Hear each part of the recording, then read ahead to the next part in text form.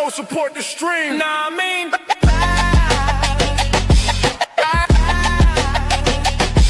Yeah.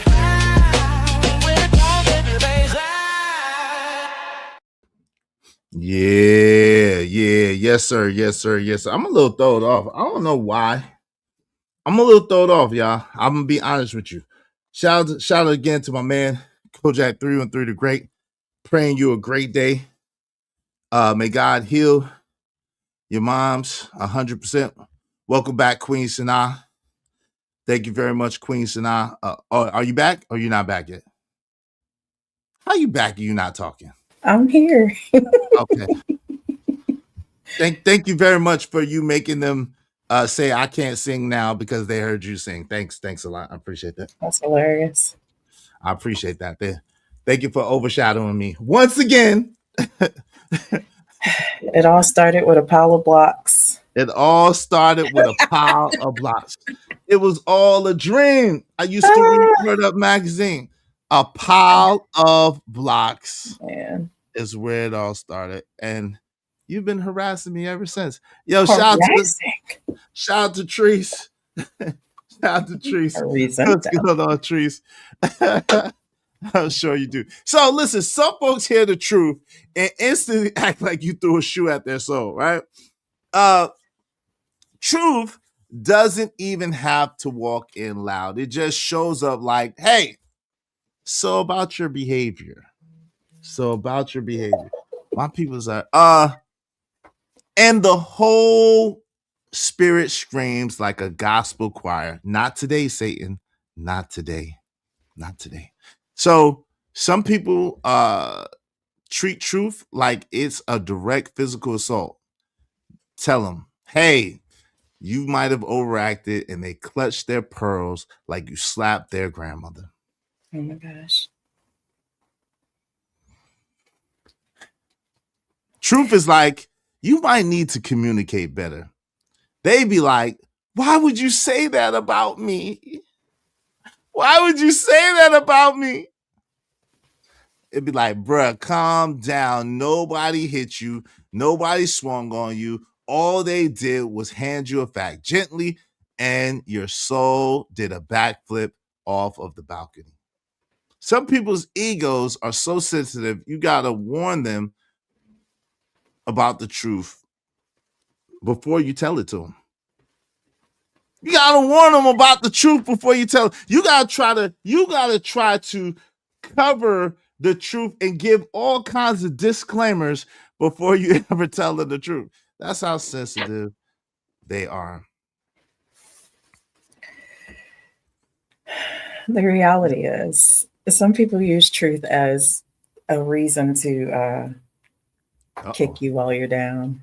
Oh, Lord. See, here we go. Yes. The psychology is here. It's yes. What do you mean people use the truth? How can you use the truth to kick somebody while they're down? What do you mean? Sometimes it's weaponized. You know, you can feel something or believe something about a person and deliver it with kindness and empathy. And for some people, it's like, I got you now, you know, and they lay it on you with the intention of causing hurt. But what if but in my experience, you could see somebody telling the truth in a kind and gentle way. And like I was saying earlier, it gets twisted and turned. Why are you yelling at me? Why are you attacking me? No, it's not that the truth is abusive or they're trying to use it and weaponize it. It's that the truth hurts because it doesn't allow you to hide. It doesn't allow you to have the comfort of a shield or of a Band-Aid. It ripped that mother effer off. I don't disagree. Some people can't handle the truth. That is a fact. You can't handle the truth. It's a fact, you know. That is a fact. But I'm always going to make space for people who, you know, use it as a way to be sadistic. What? Because you got folks like that out there. And unfortunately, people like that make it harder for some of those sensitive folks to receive the truth because automatically it takes them back to that space. How could the truth possibly be sadistic? You don't believe some people are just mean for the sake of being mean? I do believe some people are mean for the sake of being mean. At the same time, those are the people who they're just mean for the sake of being mean. It has absolutely nothing to do with the truth. It's just that's how they are. You see what I'm saying? I think that's a big difference. I mean, and that's fair, but there's a huge difference between here, my brother, here's a mint, quietly between the two of us, and man, why your breath smell like that, right? In a room full of folk, you already know some people just go way too far. I mean, but it is offensive if someone come blow in your face and their breath smell like 8 cans of shark shit. Like that is offensive.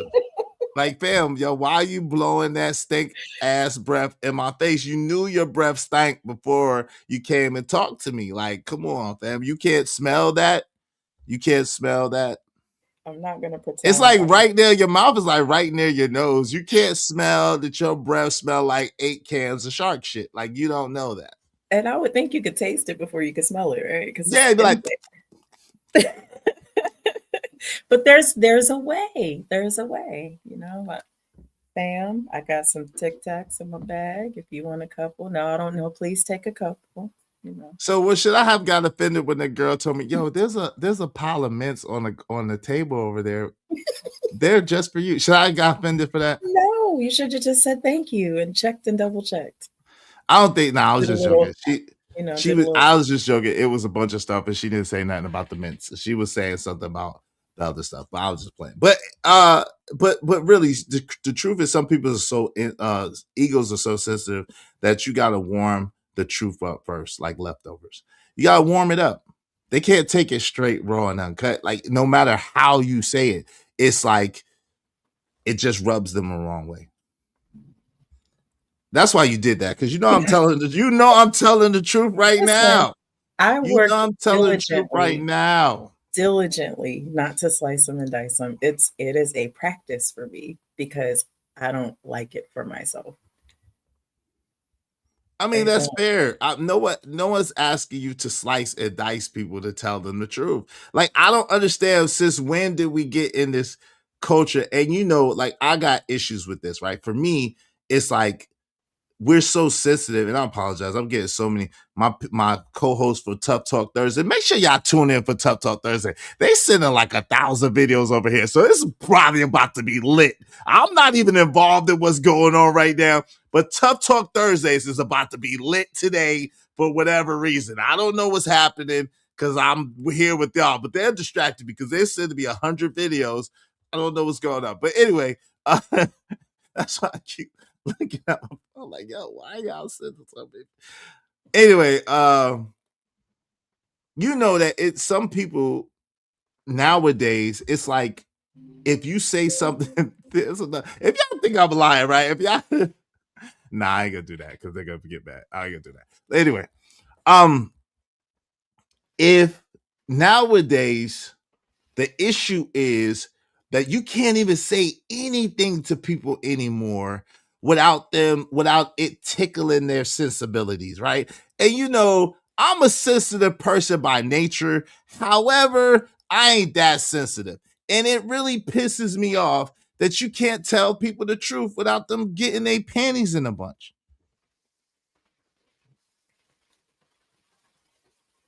Don't use the truth as a weapon. I don't. If you're going to tell me, for example, don't wait until I'm in a vulnerable state, right? If you're going to tell me, don't make it like you're spotlighting me in a room full of people to put me on blast. And I think part of where that came from, honestly, is that expose you culture. I'm gonna expose you type of thing. And that's what I'm saying. Like, if there's something about me that you feel like I need to know, tell me. It don't need to be no crowd. Nah, I get that. Like, what do you? And doing? I get that. I'm saying, don't tell everybody. Just tell me. What's his name? Kevin Hart said, "Listen, come here. Don't tell everybody. Tell me. Like, tell me. Like, your card declined. Like, yo, I don't. You know what I'm saying? I get that. Tell me. Because the other side of it is everybody knows, and I don't know nothing. Yeah. Yeah. What's going on? Corey loves burner. Hey, Corey, I got a bone to pick with you. I'll do it later, brother, because I don't want to tickle your sensibilities by telling the truth out in front of everybody. I'm going to email you and tell you it ain't that big of a deal. But shout out to Corey Love in the building. Salute to Corey. I'm gonna email you, brother, so I don't tell the truth in front of everybody, and then your sensibilities be tickled. Okay. So is telling the truth the new form of verbal assault? Kind of. He said, email. Would you like me to tell you in front? I said it already. Can I say it again, Corey? Corey, I won't wait to email you. I'm gonna tell you right now to your face. Hold on, solo screen, because Queen Sanaa has nothing to do with this, Corey. Corey, the other day, you got on God's internet, God and Beyonce's internet, and you said you do not want anyone to review your video. That hurt my feelings, Corey Love. That hurt my feelings. Now I'm scared to review anybody's video that's in our space because I don't want to offend them. I got a complex. You notice that I only play like 2 seconds of people's video now? That's because of you, Corey Love. It's because of you. It's because of you, Corey. Thank you for listening. I appreciate that. Shout out to Booker RLM. Hey, Booker RLM. Oh, Lord. I'm going to put you in the back, Queen. So now, there you go. Thank you for Booker RLM. Shout out to that. So you always have a pack of shark shit gum in your pocket? Happy birthday, sexy Sagittarius. Hey, thank you. But are you talking to Kojak? Because this Kojak's birthday. It's not mine, but thank you. Kojak, you got another chat wife. I don't know if you knew that. You got another chat wife. Shout out to RLM. Thank you so much. My sister RLM is in the building. Y'all be like RLM and support the show, support the stream. You know what I mean? Hope you don't mind if I say this out loud. How wonderful life is, 'cause you're in the world. I love you. I love you. I love you. I love you. I love you. I gotta play Sharon video. Is it Ice Cube? No, I don't. I'm not gonna do it. I'm not gonna do it. How my preference hurt your feelings, brother? Because you was like, no, I don't want nobody playing. Don't you know that when people be saying they mess with you, but then they critique your video? I was like, Corey going in. I was like, Corey is going in. He's talking about me. He's talking about me. I saw him, Corey's talking about me. Truth hurts. The truth hurts, Corey. What's up, Savage? What's going on? Hey, how you gonna come in here and say what's good, Queen, and don't speak for me? What type of shit is this? What type of shit is this? What's up, Savage? How you doing, brother? What type of shit? Hey, Classy Creole. What's salute, love? How you doing? My sister, Classy Creole. She said, happy birthday, Emperor Kojak 303 the Great. Hey, listen, I put Kojak's Cash App at the bottom of the link for mine. So if y'all be so kind, y'all feel so inclined, man, support our brother through Cash App. He's still with his mom right now. We're praying for his mom, a speedy recovery. Keep his mother in your prayers and show love to our brother that's always here for all of us. Show love, show love, show love. Okay.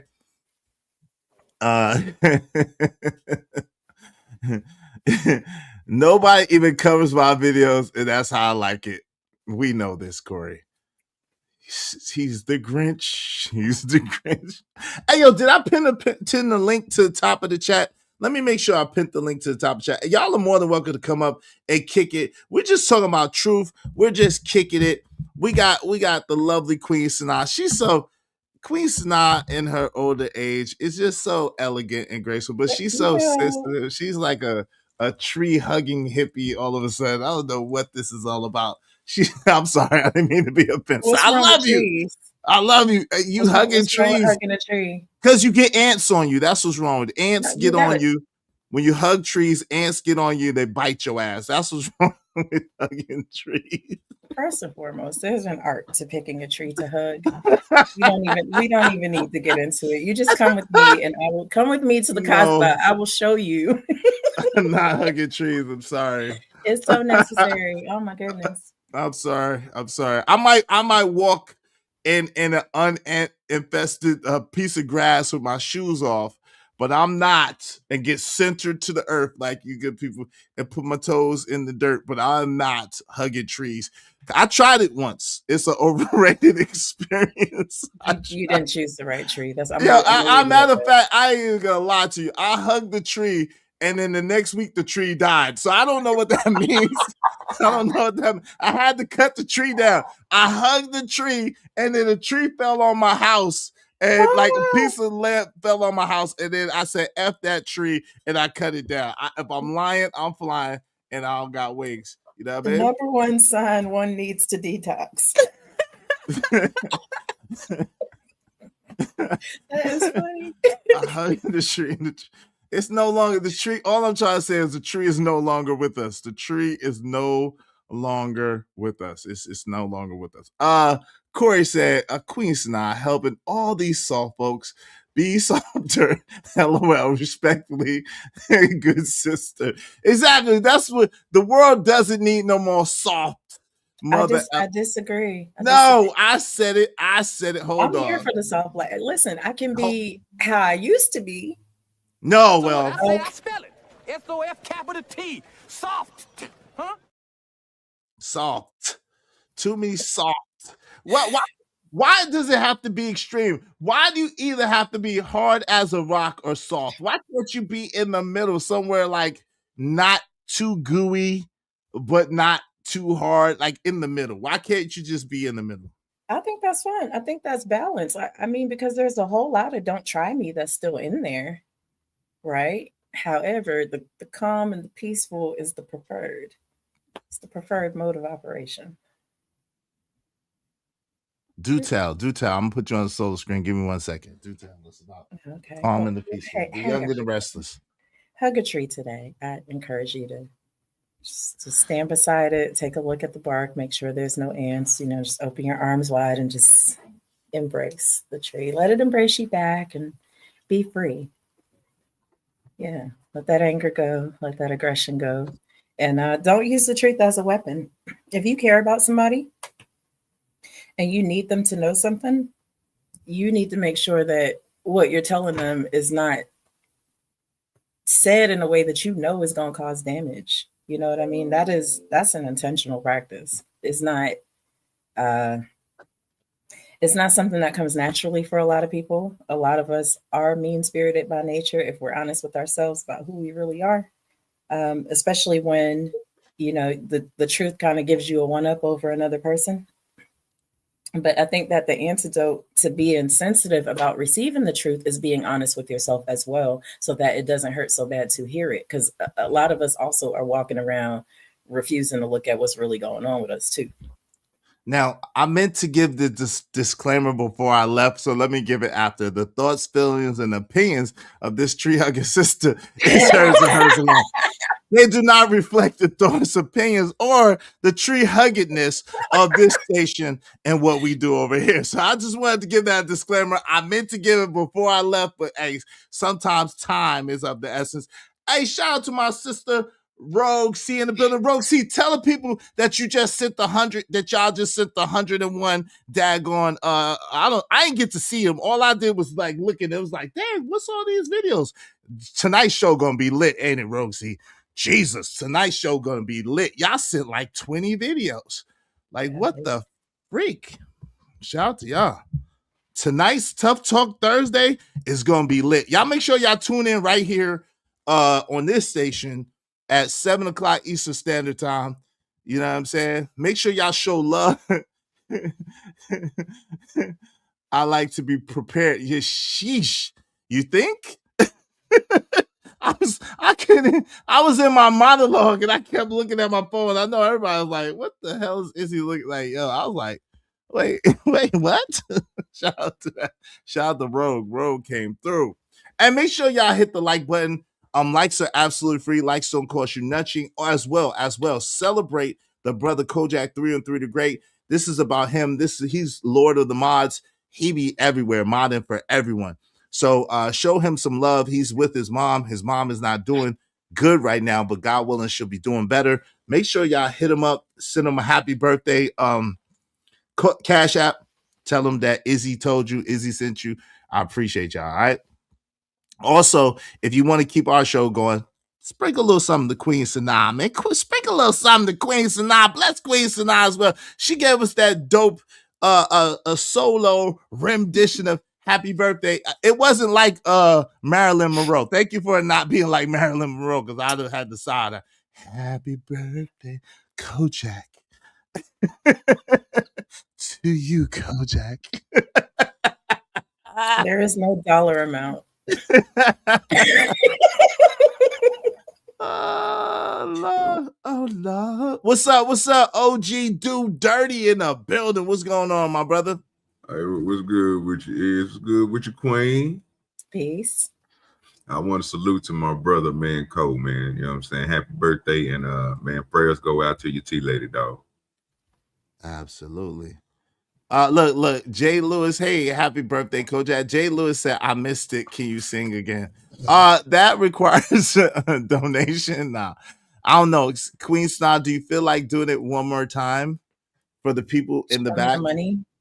Show me the money, she said. She said, if you want her to sing again, if y'all want Queen Sanaa to sing again, show her the money. Now, y'all could hit me and say it's for Queen Sanaa, and I'll definitely hit her. But if you want to give it to me for her to sing, I still bless her anyway. But yeah. Did Queen Sanaa hit that Kiki Wyatt version? Did she it was close. It was close. It was close. It came from the diaphragm. It did come from the diaphragm. Okay. That's what I'm talking about. Show me the money. I took a long overflow, but still got a knock. Show me the money. Yes, sir. Show us the money. She would do it again. She ain't saying that she, you know what I'm saying? She sang for change. That's it. That's all she do for change. So all y'all weird brothers out here, don't be getting no ideas. You feel me? Don't be getting no ideas. She just sang for a little piece of change. You feel me? Like a concert. You smelling what I'm telling? Like a concert, okay? What's going on, Crown Prince? What's good with you, man? Good to see you in the building. Y'all make sure y'all hit the likes though, but likes are free. Likes are free. I might be able to convince her to do it. Hey, yo, KO, what's up, brother? How you doing? Good to see you, fam. Good to see you. Good to see you. Good to see you. So, OG Do Dirty, we're talking about how people nowadays act like when you tell them the truth, like you trying to beat them down or something, like you trying to beat them in the head or hurt them or something. And Queen Sanaa was explaining to us how people be using truth as a weapon. So, what do you think, man? What's your? I kind of I agree. What my truth is, or what people's truth is, as they talk about something, people can take it and construe it into something different. It might not be the truth to them. So I give you an example. Like I just had somebody, bro. I did a review. I might have to take what you said earlier, what you and Corey said earlier. I might have to stop reviewing videos like that. Just give them 1 minute, 1:30, not even 2 minutes, because I did this video on this lady that she had put up. It was a scalp video. And she was scraping a lot of dandruff. And when I talked about it, I just spoke the truth. Like, you know, when you see stuff like that, it's dirty and stuff like that. You know, didn't say nothing too crazy. But she sent me an email through YouTube and said that, you know, she was going to hit me with the strychnine. And I was like, You know what? I got something for you. I don't want to have no problem with you. I support your page. I support your content. I even sent you a little something to support your video that I took and, you know what I'm saying, reviewed. But I do one better for you. I just take it up off my stream. I mean, take it up off my platform, because it don't really mean that much to me to make somebody feel some type of way about their content. You see what I'm saying? So to me, it's just, I didn't take it as disrespect on what I said, because I was only giving my perspective of what I seen. You know what I'm saying? But that person took it as disrespect. So people can do that. You know what I'm saying? It's just about you and what you would do about it. So, you know, like I said, I just went and took it up off of there, just show a little respect, and just sent them an email telling them it ain't even up there no more. So it ain't no disrespect.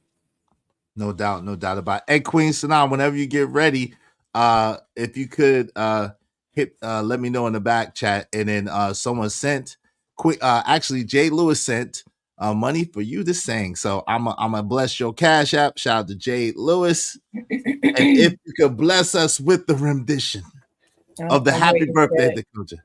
Oh, you want to get paid first? Oh, you want to get paid?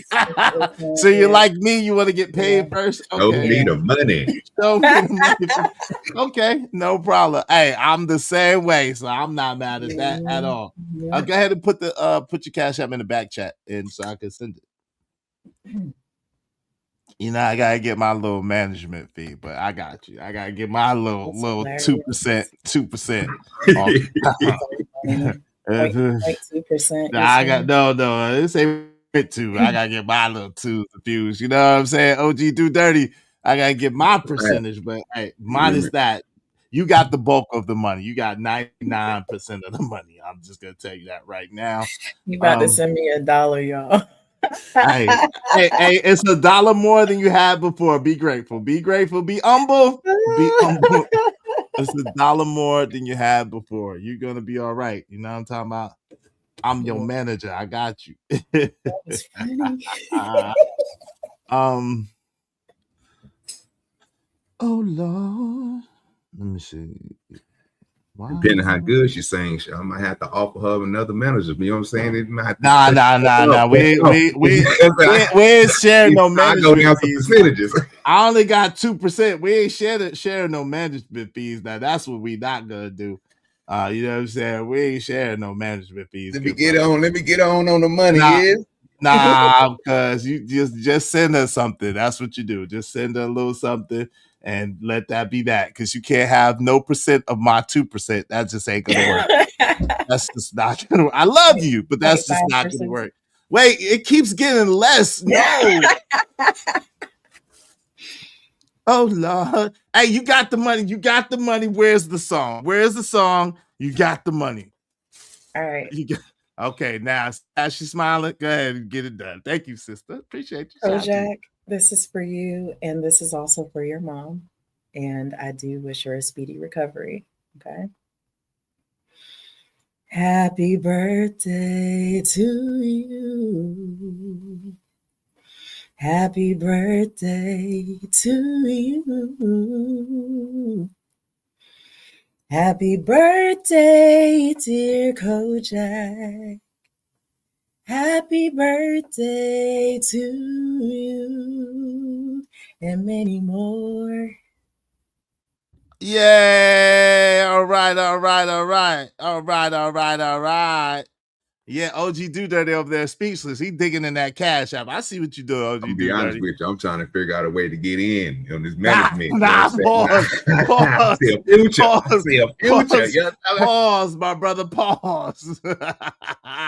Yeah.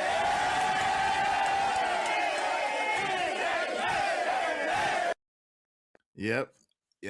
Hey, listen, y'all make sure y'all support the show, support the stream. I mean, happy birthday to my guy, Emperor Kojak 313. They're great. Listen, make sure y'all tap in and support Kojak through his Cash App. Also, if y'all want to send Queen Sanaa something, if you send it to me and you say, I want to, because I can't be convoluting too many Cash Apps. I'm just saying. I want y'all, because I know how y'all do. Y'all send all my money to Queen Sanaa. I just can't, I want to have some of my money. I don't want to have it all. Okay, so listen. If y'all send it to me, though, I will send it to her.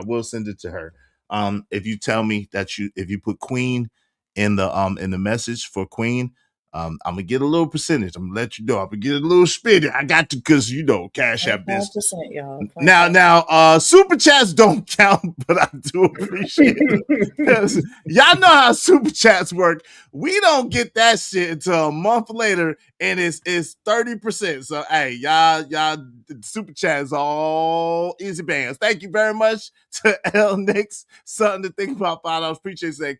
Okay, Queen. Shout out to L Nix, y'all. I appreciate you. I'm funny, man. I maybe need to be a comedian. I'm kind of funny, for real. Thanks, man.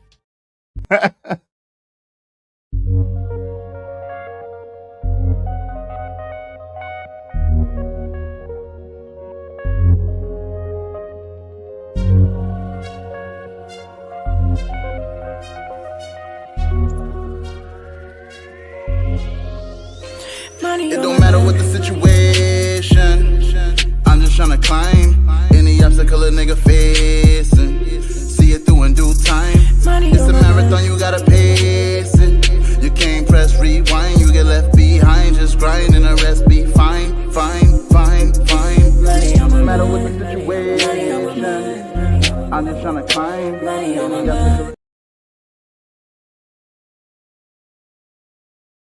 My bad. Hey, Queen Sanaa, put your channel in the chat. Y'all go over there and subscribe to Queen Sanaa. Subscribe to Queen Sanaa. If you would put your channel in the chat. She has her own channel. She has her thing. I think she's Jamaican because she got a lot of jobs. She does a lot of stuff. I'm not Jamaican. Shout out to the Jamaicans. She babysits. She makes clothes. She sings, and maybe sells a little herb out the same crib. I didn't say that. I didn't say that. She got a lot of jobs. She got 10 jobs. So make sure y'all subscribe to Queen Sanaa. Subscribe to Queen Sanaa. I'm lying about the herb. I'm lying about all the other stuff I'm not lying about.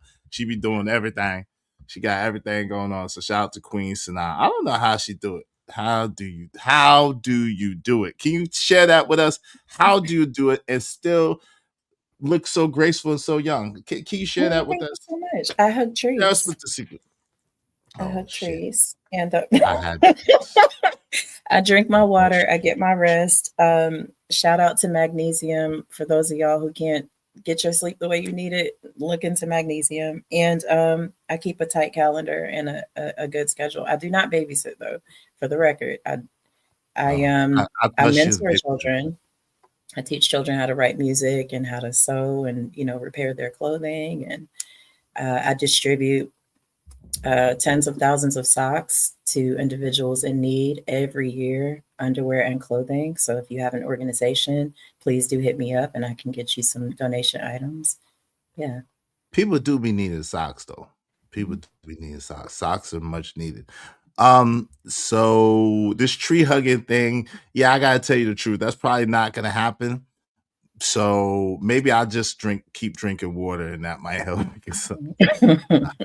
Listen, when you finally get up on it, you're gonna wish you had done it sooner. That's all. I didn't. I told you the tree died. Why don't you listen to me? The tree died, and I felt my son. I think it was my son that made the tree die. I'm not gonna lie. I hugged it, and then he touched it, and he started talking mean to the tree. I was like, man, don't talk mean to the tree. I just hugged it. And then the next week, the tree, poor tree. That tree had been there like at least 200 years until my son touched it and started talking crazy to it. I said, bro, you done cursed the tree. Like, what the world is going on? Oh, my God. Train up a child in the way they should go. Nah, my son, he's a good kid, but I don't know. He's a special dude. Is telling the truth the new form of verbal assault? This is what I need to know. OG Dude, is telling the truth the new form of verbal assault? Based on how people react, I would say yeah. I would say based on how people react, I would say yeah. Nah, it wasn't a fig tree, bro. It was like a big healthy tree till my son got hold to it. Izzy Ben's gonna blame it on little Izzy. Hey, little Izzy did say some bad things to that tree. Dang. He said some bad things to that tree. I said, hey, man, what the tree do to you? Huh? Where did this subject come from? What was said to have you right. Right. Good question. Hold on real quick. Like I said, I have 41 plants. I have 41 plants in my home, and they bring me peace, and I talk to them. I bet you do. You talk to a lot of things that's not animate. That's called crazy, man. Come on, man. We're all connected. Stop it. Bruh, I hug and talk to trees. What's your problem, Izzy? Bro, see?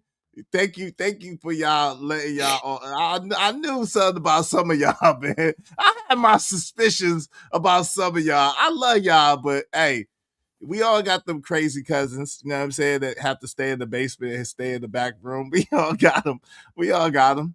Hey, L Nick, something to think about. Father, say last time I got close to some trees, I got dizzy and hungry, and I stay away.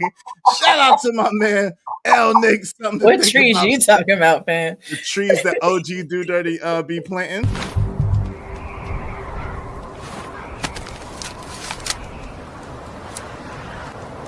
God damn it, I like the way you do bit. So OG Do Dirty.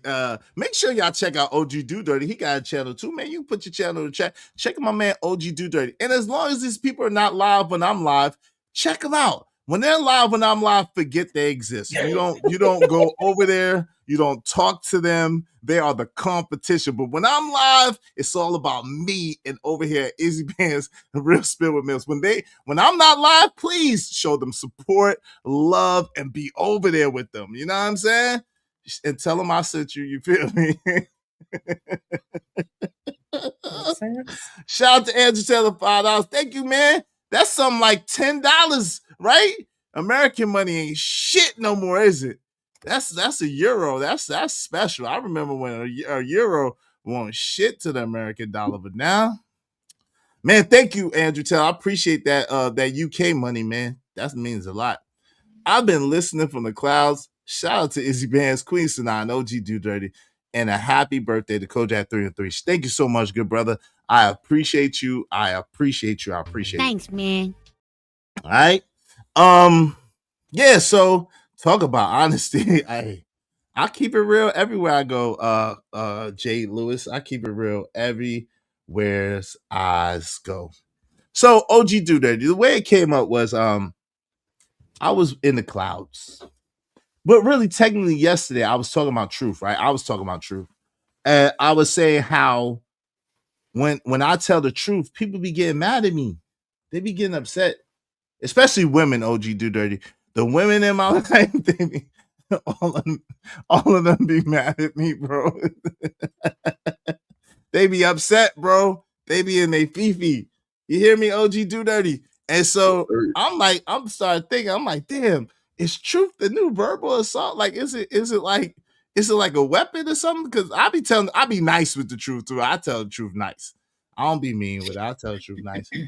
And then so they be mad. And then old buddy over around the way was talking, he was talking about truth and saying all men lie and no man tells the truth ever but him. You know how he do. And so I thought that I might talk about the truth today. That's how it came up. Okay. Yeah. Well, like I think it could be, bro, for those who's using it as truth. I mean, you can't change their mind on it. That's the problem. What they believe is the truth is the truth. So if you saying that somebody is saying that they never lie and they always tell the truth, then again, that's their truth. I mean, but we can clearly probably catch them in a lie.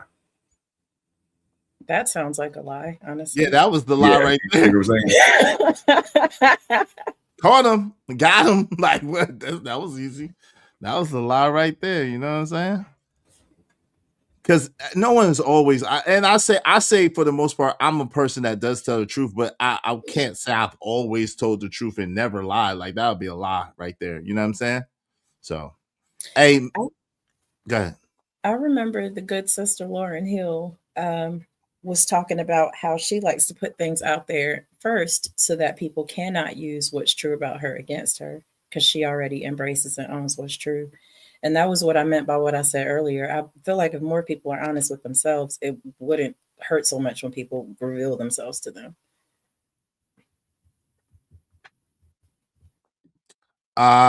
You said I copy off. Well, Ice Cube. If you think I copy off Sharon's show, you might want to check my yesterday show, and you might see that he actually copied off of me. But you didn't hear that from me, right? Yesterday I was talking about this, and I went into the details, and he said some things that I said, but it's okay. Let them play with our princely robes. It's all right. So it's quite the opposite, but it's fine. It's no problem. What's up? What's going on, Deron? How you doing, bro? Good to see you, man. In the building. What's up, brother? Good to see you. Hey, listen, make sure y'all hit the like button. Likes are free. Likes are free. But yeah, you can say one honest sentence and suddenly it's an interrogation, it's a character assassination, and basically it'd be a six episode Netflix in documentary titled "Why I'm the Real Victim: The Untold Story of Me." You know that? Have you ever experienced that when you tell somebody the truth and they're like, "Why are you interrogating me?" Why you interrogating me? Yeah, Has I that have. happened to you, OG dude? It had, bro, but that's only cause people don't like stuff coming from the dark, bro. So most of the time that you tell people the truth is something within that they know that they just hide. You know what I'm saying? So it's basically they coming face to face with the truth, and people don't like to come face to face with the truth. That's why they changed it on it. And why are you doing it to me? You know what I'm saying? Like, bro, come on.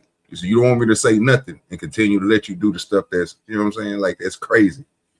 Yo, why is it the spirit, Queen Sanaa? Why does it seem that that's the spirit of the world? That's how I interpret it. I'm be real, that people just want to do whatever they want to do to you without you saying anything or without you having no opinion on how they're doing you. They're Oh no, doing you dirty. that's a whole. People want to be bad people in peace. Like don't disturb their peace. I mean, the only remedy for that is to separate yourself, get as far away from those folks as possible, because they're not going to stop.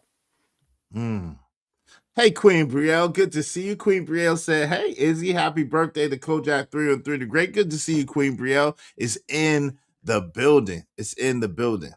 But yeah, so this thought that, like I said yesterday, right? And I think a comedian said this before me. I can't remember who. But yeah, men tell lies, right? But men tell little lies like, yeah, I'm going to the store. And then they don't come back, right? Or I was at the club, but really he was with Keisha, right? Women tell lies like this is your baby. Oh, cut it out. Men tell lies like I love you and I want to be with you. Just let's not do that. But let me ask you this. Women tell lies like, yes, it was enjoyable. Yeah. But okay, so let me ask you this. How does that but see, apparently men might be a little bit smarter because at least they get something out of it. Why would y'all lie about it was enjoyable if it wasn't? Why would you Because we lie? also get something out of it. And out of what? I can't. I'm honest. What do y'all get about what do women get out of saying that it was enjoyable if it wasn't? What do women get out of whatever the benefits are of stroking that individual's ego in that moment? I don't do it, but I can see how it's beneficial. That's interesting. Yeah, this is your baby is the worst lie. I'm curious because I don't understand that. Yeah, this is your baby is the worst lie. But I don't understand how that could be beneficial. Please help me understand that. Please, like, how can that be beneficial to a woman to not get pleasure and then tell a man she got pleasure? And how does that help her? Listen, the fragility of a male's ego is something that needs a whole podcast by itself. And so, him feeling properly ego stroked, just it yields some great results. That's all I can say about it. Are you sisterhood? Because you don't want to tell us. Why don't you want to tell us? Why would I do that? Why would you do that? Why would I do that? Would you be betraying the sister code? Yeah, she giving away trade secrets. You would be giving away trade secrets? If you can tell me the trade secrets behind, I love you and I want to be with you just for the sake of the benefit of pleasure, that I can tell you the secrets behind, oh yeah, I enjoyed myself.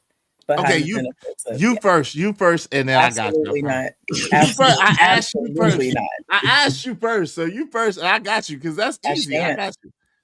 I got you. You first, and I promise you, in front of all these people, I will tell you my integrity is on the line, so I will tell ladies, your secrets are safe with me. Oh hell! Oh hell! I won't tell your secrets. Your secrets. Oh, Alicia Keys face ass person over here. Okay, I got you. Alicia Keys is over here. I see what's going on here. So let me ask you this. So can I ask you? So you tell me this. So why would a woman repeatedly?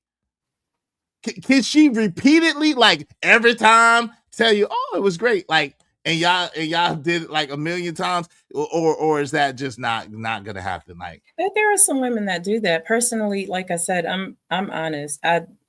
I believe that a happy medium can be achieved. That's another podcast again for a different day. But some women don't have the I guess the Testicular courage. fortitude, Well, we don't have testicles, the so balls. ovarian fortitude for sure. To say, They listen, have the bud, balls to tell. listen, I'm bud, gonna this tell you, ain't and it. listen. I'm gonna tell you what, Queen Sanaa. If you was to tell this audience, you'd probably get all my subs like today. You probably get all my subs plus your subs today. If you was to tell that, if you was to tell it, I'm telling you, you probably get all the subs. You You know would what? have all the fans from over here. I'm Like, I trying to don't tell you. know. I don't know. I could try to speak anecdotally, but like I said, I don't pretend about that. You know what I mean? So I can't really speak for anyone else, but I know for a fact there are plenty of people way too sensitive to hear that. They No, believe that they are the bee's knees in the bedroom and just couldn't begin to fathom hearing that this ain't it. I know y'all know that some fellas like that. that ain't. How do we know them? We don't know if we know them or not. Y'all know some fellas like that We that don't know if we know him or not. Shout out to Mo can't Love. handle the truth. Hey Mo Love. I don't think Mo Love, thank you so much, my sister. Mo Love said, hey, is happy birthday, Kojak. Showing love for the show. I really appreciate that, Mo Love. She's so sweet. Thank you to Mo Love. Mo Love is so dope. Shout out to Mo. Leezy in the Beezy.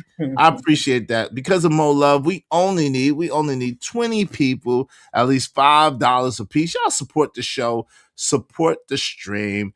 You're not. I mean, be like Mo Love and show Mo love. Hope you don't mind if I say this out loud. How wonderful life is, 'cause you're in the world. I love you. I love you. I love you. I love you. I love you. Yo, shout out to my okay. Shout out to Jay Lewis. She said that's a little lie. Going to the store and not coming back. Yeah, that's not little at all. Yeah. Just a little. It's little compared to this baby is yours. It's little compared to that. Hey, the sisterhood is amongst us. I don't know, JT. The jury is still out, but I got my suspicions, brother. He said, an honest liar, I done heard it all. Oh Lord. She says she don't do it. You know, they don't, it's never them or anybody that they know, but I'm you know not what I'm gonna saying? lie about that. You need to know. So that's what I'm saying. Oh, see, that's I mean, But I'm that's not the gonna smart. weaponize it. That's the thing. Like, I'm not Okay, gonna so say it to be mean. I got you. So hold on. Can you at least tell the brothers? Because it's mostly brothers over here. You in the brotherhood. So can you at least tell the brothers how they can know if, well, I mean, that could be easy. That should be easy to evidence. But besides, can you, from a woman's perspective, can you tell the brothers how they can know if they woman may not be keeping it real with them about what she's getting from their encounters? Can you at least do that?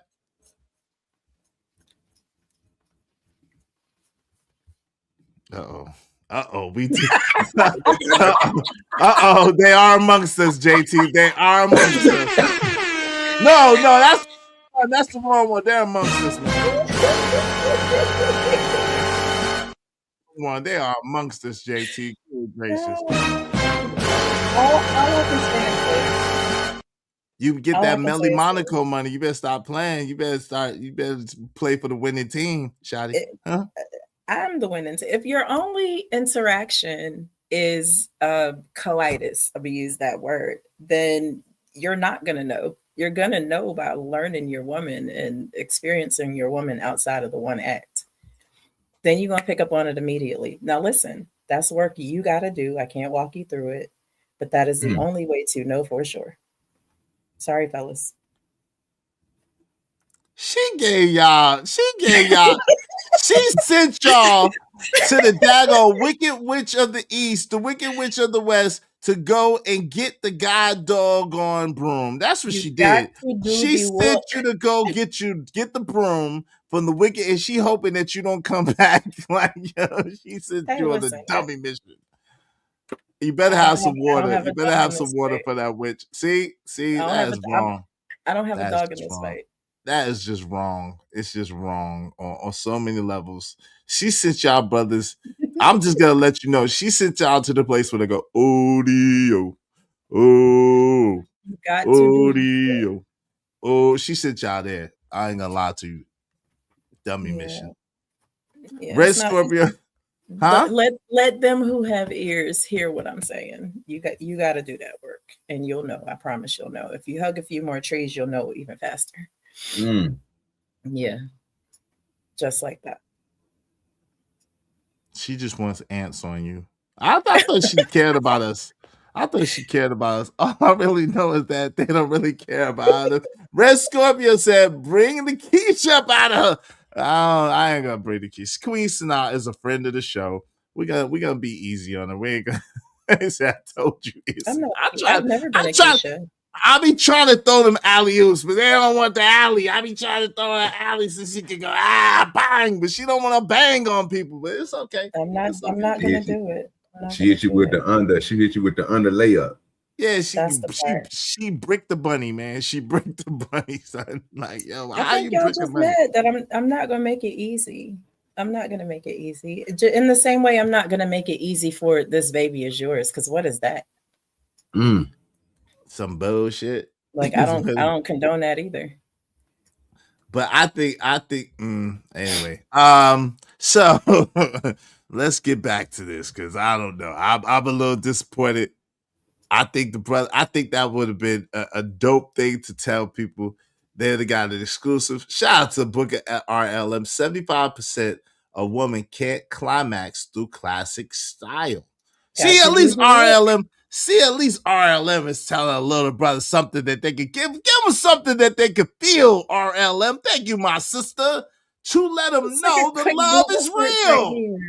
Give them something that they could feel to know the love is real. RLM, thank you.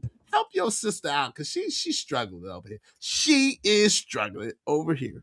I appreciate you, RLM. Hope you don't mind if I say this out loud. How wonderful life is, 'cause you're in the world. I love you. I love you. I love you. I love you. I love you. See, I think it's that we live in a world where lies have become comforting and comfortable, right?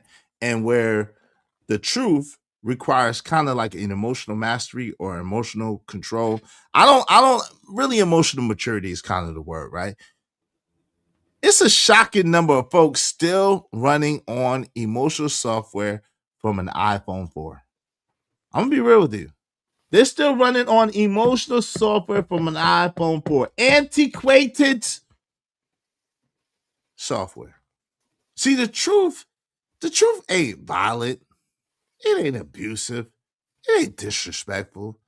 The truth is just unfiltered clarity. And that's what the world needs now. Clarity. The world needs clarity. Can you say that with me, Queen Sanaa? Clarity. That's what the world needs now is clarity. It's true, though. It's very true. See, and clarity exposes chaos you were ignoring. That's what it does. That's what it does. Mo Love says sometimes you may have to teach them what you like. No one person is the same. That's a fact. And sometimes they can teach you what you like too, that you didn't even know that you liked it before you did. Hey, hello. Heavy cosign. Hello. Sometimes they teach you what you didn't even know. And that's a wonderful surprise. Shout out to Kills. That's a wonderful surprise. OG Do Dirty, talk to me. Why does truth hit harder than an insult? I can't give you an answer on that. I just believe truth, bro, is okay, look, when it comes to truth, bro, truth can be humbling, bro. So a lie, bro, one thing I learned about a lie, bro, especially being on here on these interwebs, you know what I'm saying, all these different spaces I go to, the truth can to some people sets them free, bro. I mean, a lie sets them free. You know what I'm saying? A lie? Whoa. Are you telling me evil is good? Wait a minute. Well, Oh, you heard hold me. on. You I heard me. But, heard hey, the when. devil got to work sometime. You know what I'm saying? No, I wait, did, you know what no. I'm saying? Hold Jesus got on, the hold nod, on, but Satan got hold the on. marquee. Hold on, Playboy. Hold I'm on. Let me just tell saying. you again.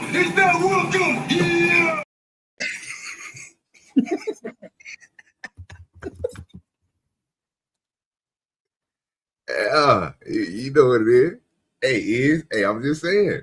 Hey, my hands up too. I'm just saying. You know what I'm saying? Don't shoot now.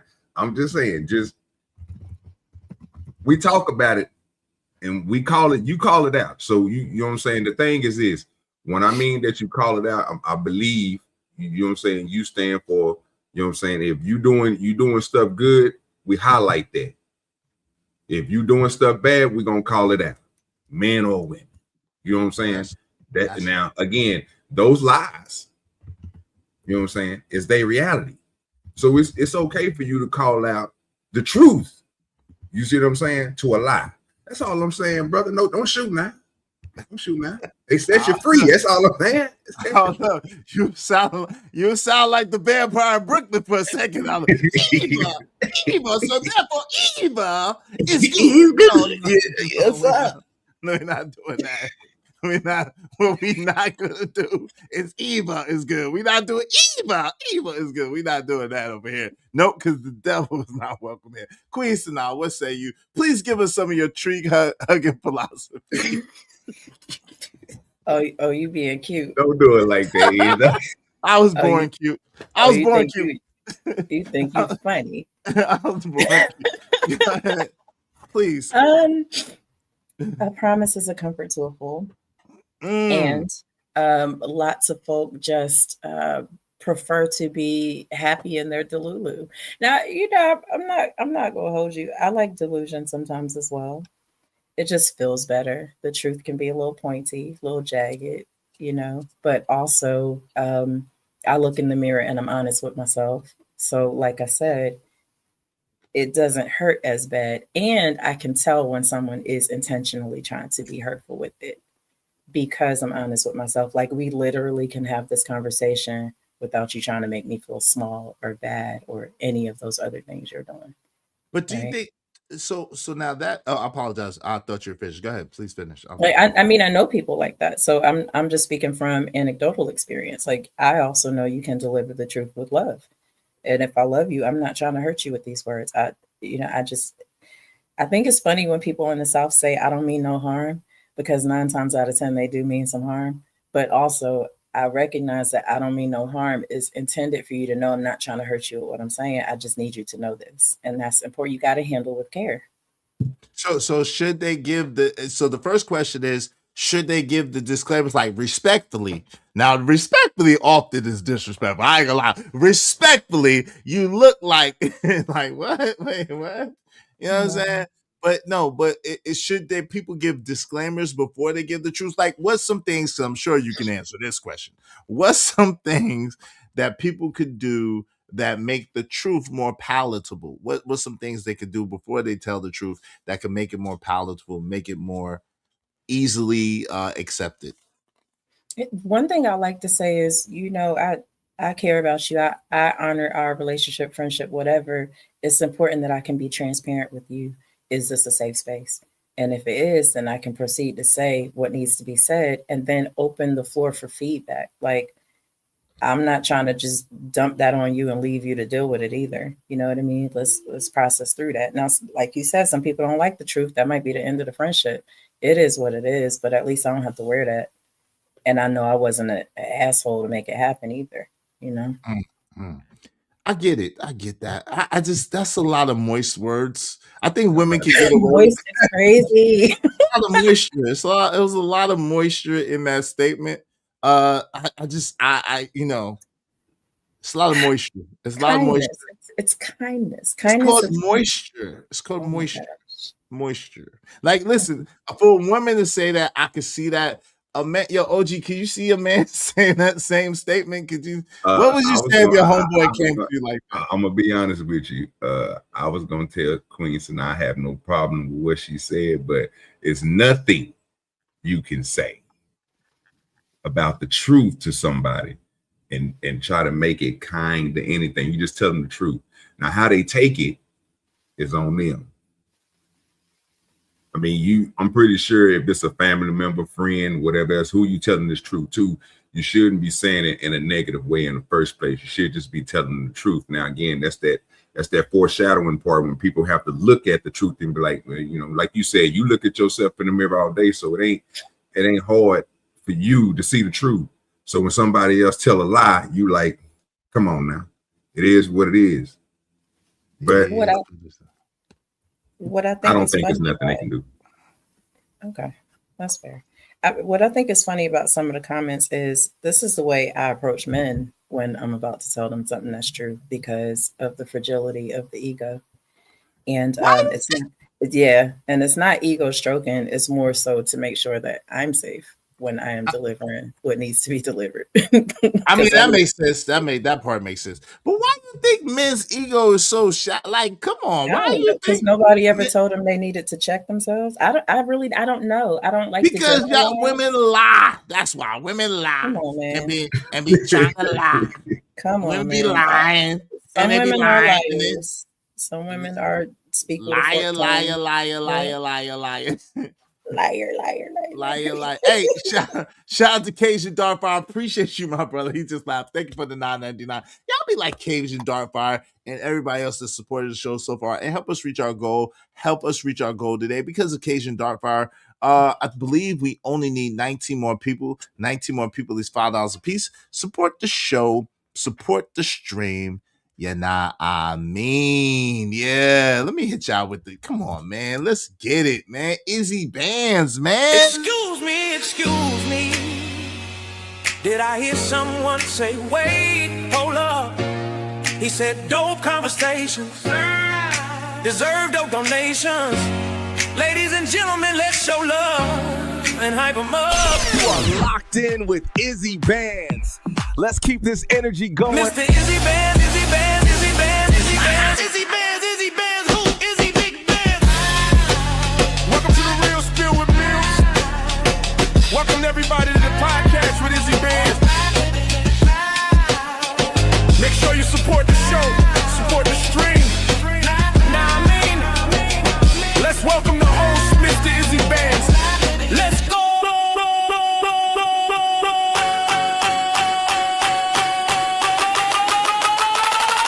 Support the show, support the stream. Now I mean,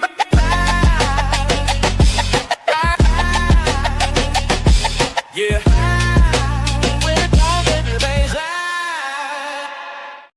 Yeah. Shout out to my guy Drip the Drip Show, man. Appreciate that intro. Make sure y'all do what the thing said, man. Support the show.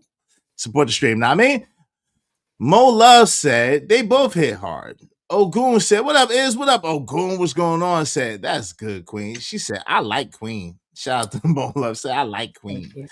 I no harm intended. I want you to do better for yourself. Shout out to Calvin Cook. I like that. That's masculine. I like that. No harm intended, cuz. You know what I'm saying? But you do better, nigga.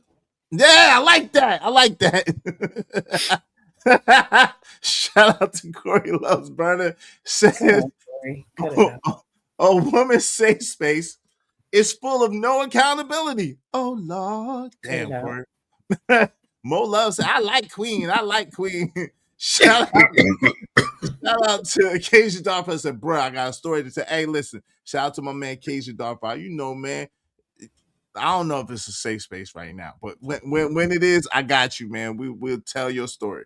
Shout out to my guy, the Angry Man is in the building. What's up, Angry Man? Said men's egos are always fragile when it comes to women because we have to let our guard down and be vulnerable to make a meaningful connection. The graphics deserve a donation. Yo, thank you, bro. I appreciate you. I appreciate that means a lot coming from the homie, the Angry Man AM. If you got time, you know you're always welcome to come up. The link is pinned to the top of the chat. We just chopping it up, pontificating. You're always welcome if you got the time, man. I appreciate Shout out to the Angry Man. I appreciate you. I appreciate you, my brother from another mother. Let's get it.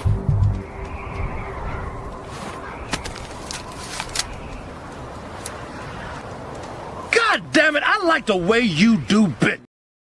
Yes, sir. Queen Sanaa.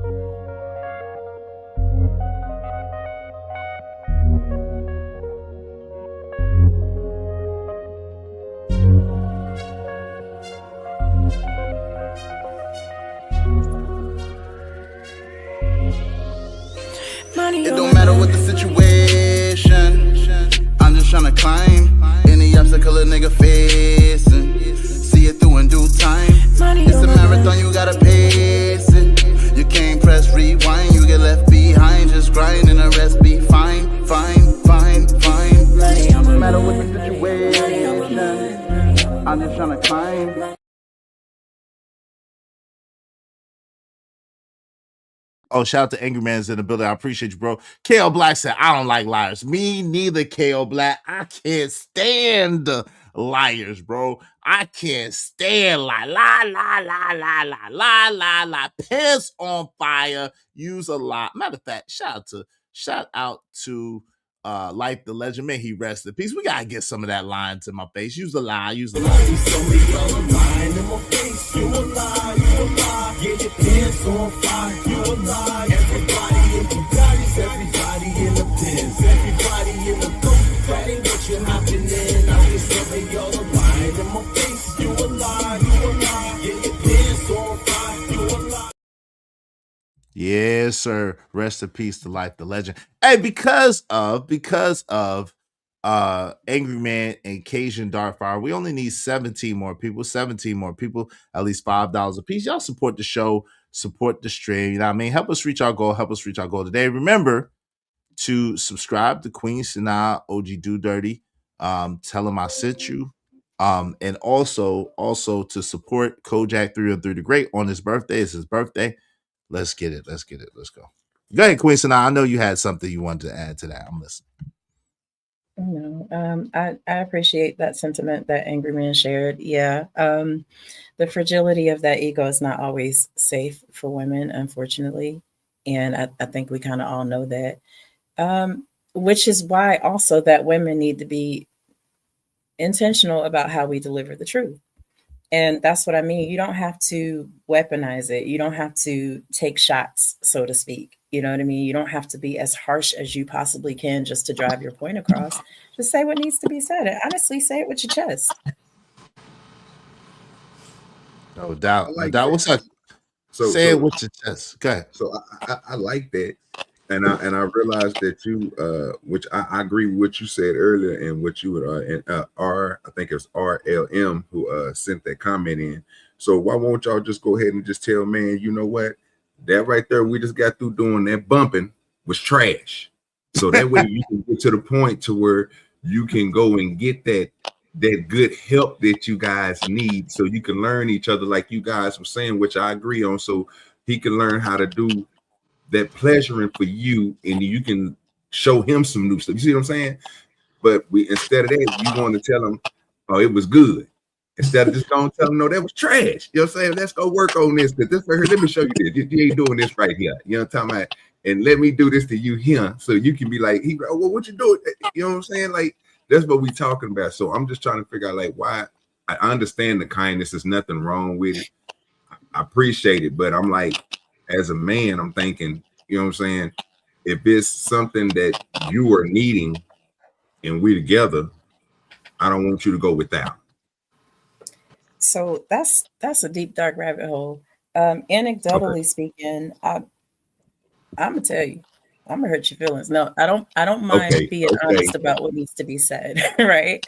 However, a lot of us know men that if we tell them that, the first inclination is to pull away from us and go get their ego stroked elsewhere. So the space is not there for that honesty.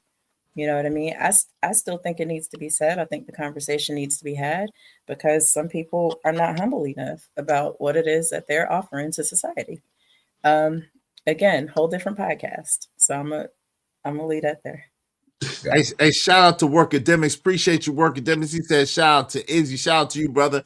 Thank you so much. Y'all be like Workademics and support the show, support the stream.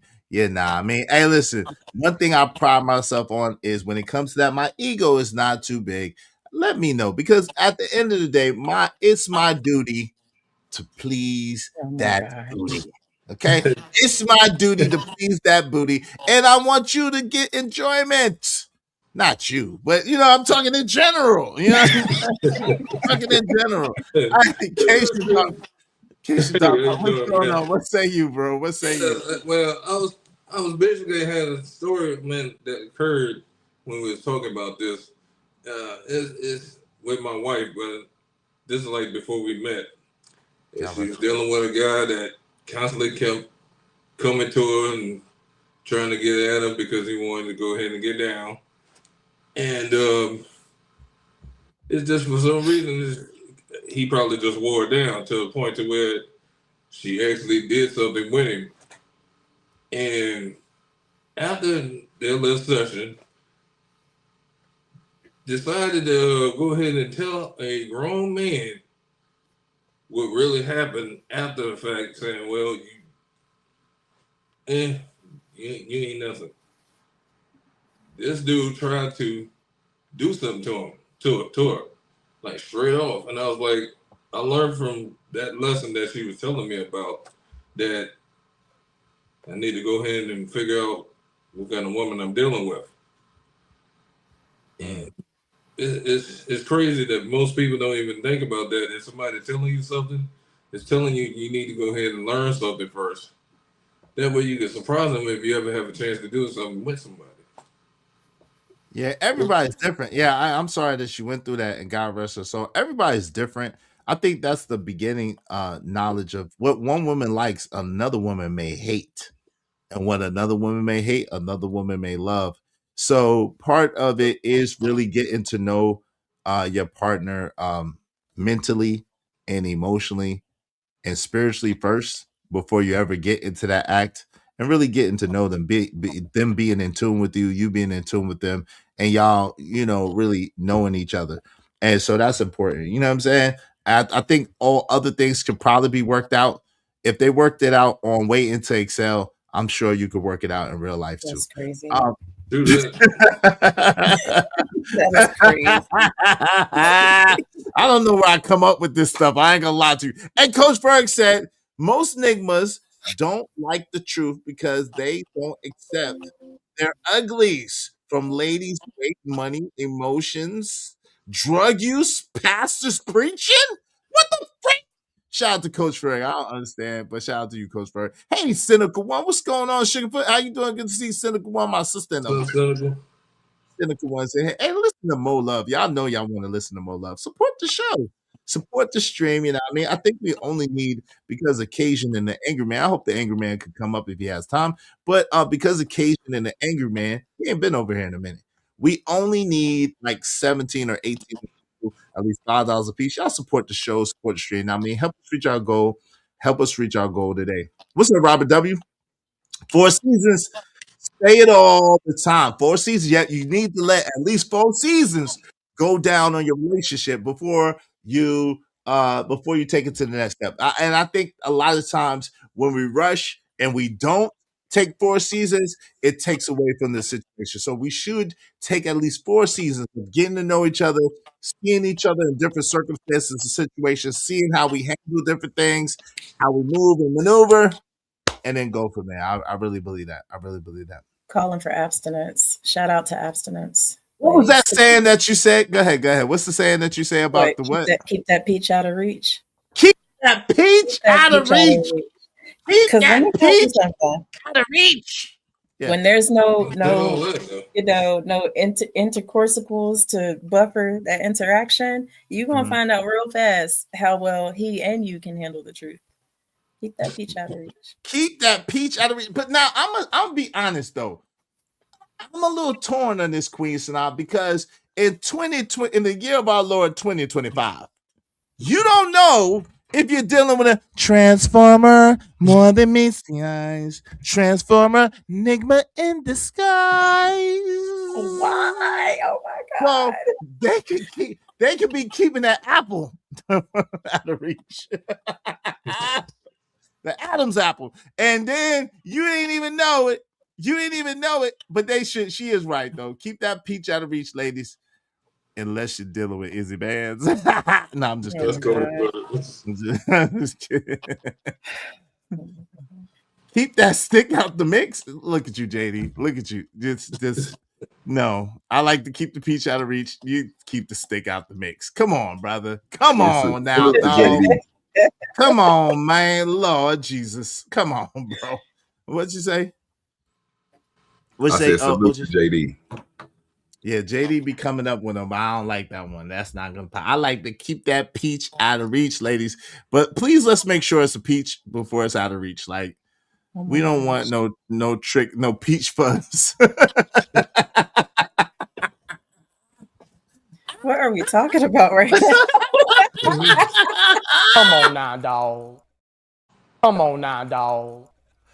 Come on, man. Lord Jesus.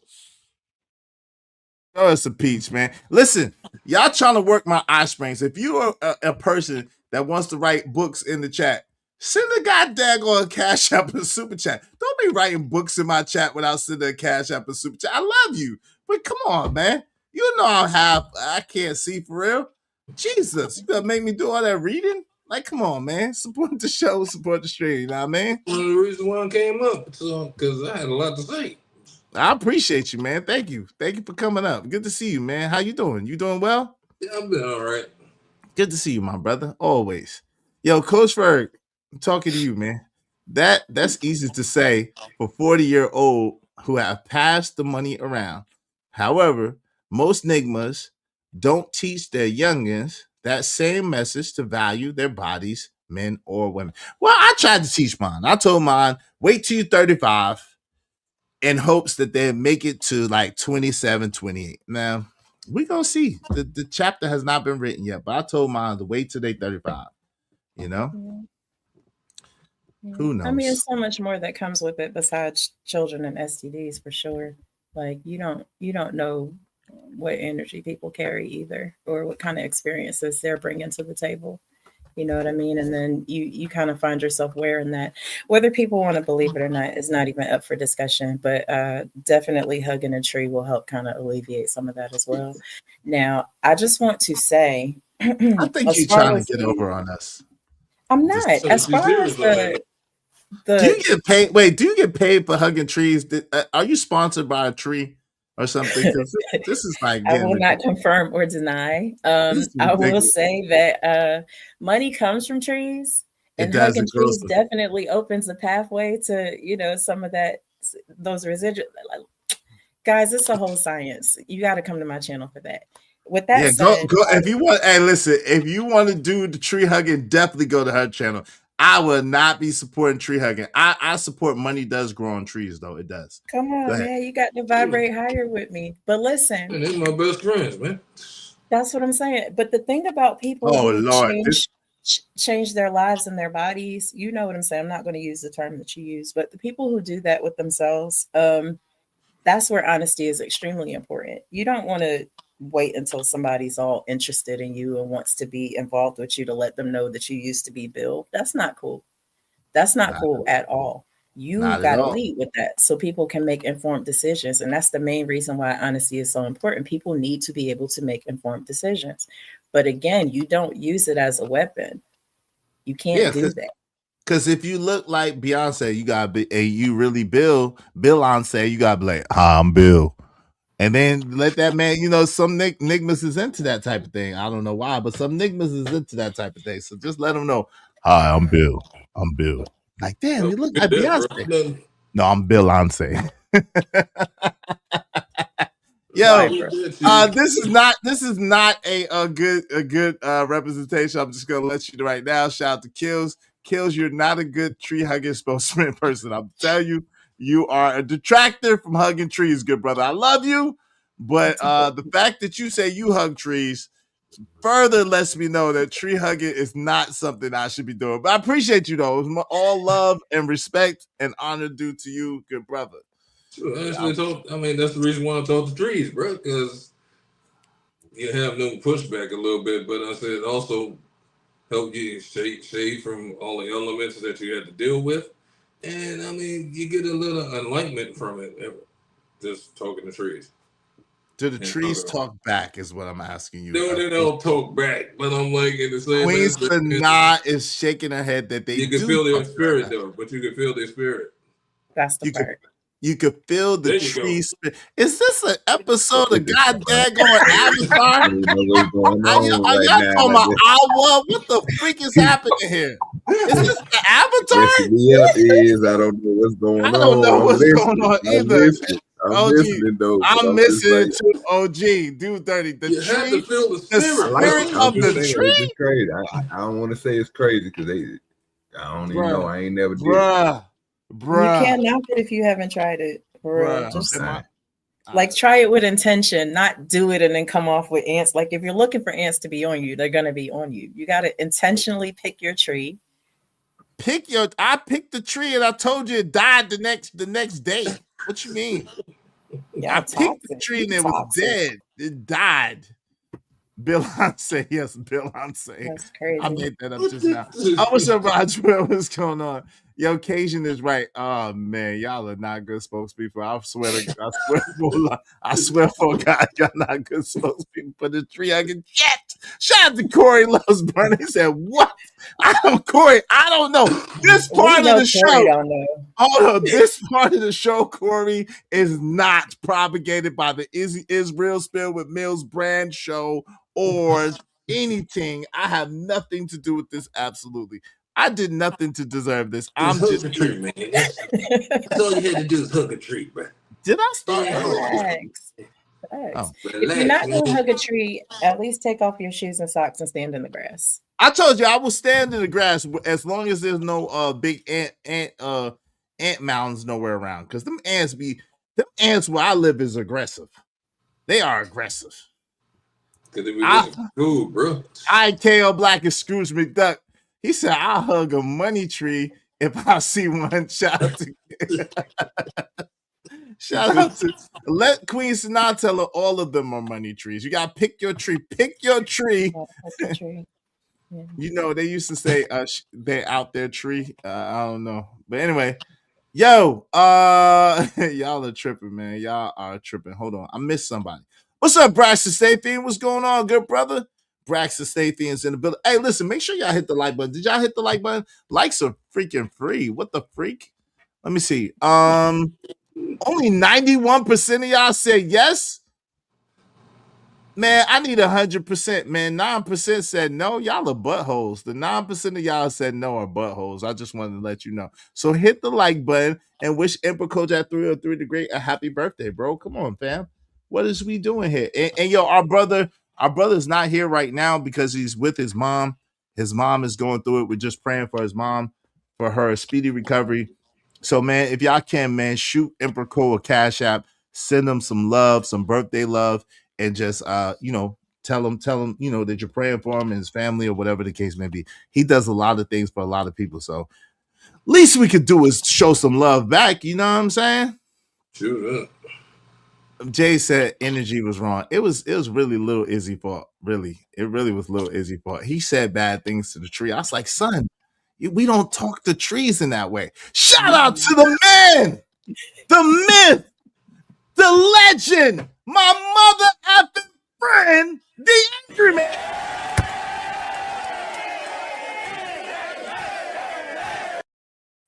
Angry Man, what's going on? Have you hugged? Hold on, Angry Man. Have you hugged a tree today? Not today, but my bad. When was the last time you hugged? When's the last time you hugged a tree, good brother? Is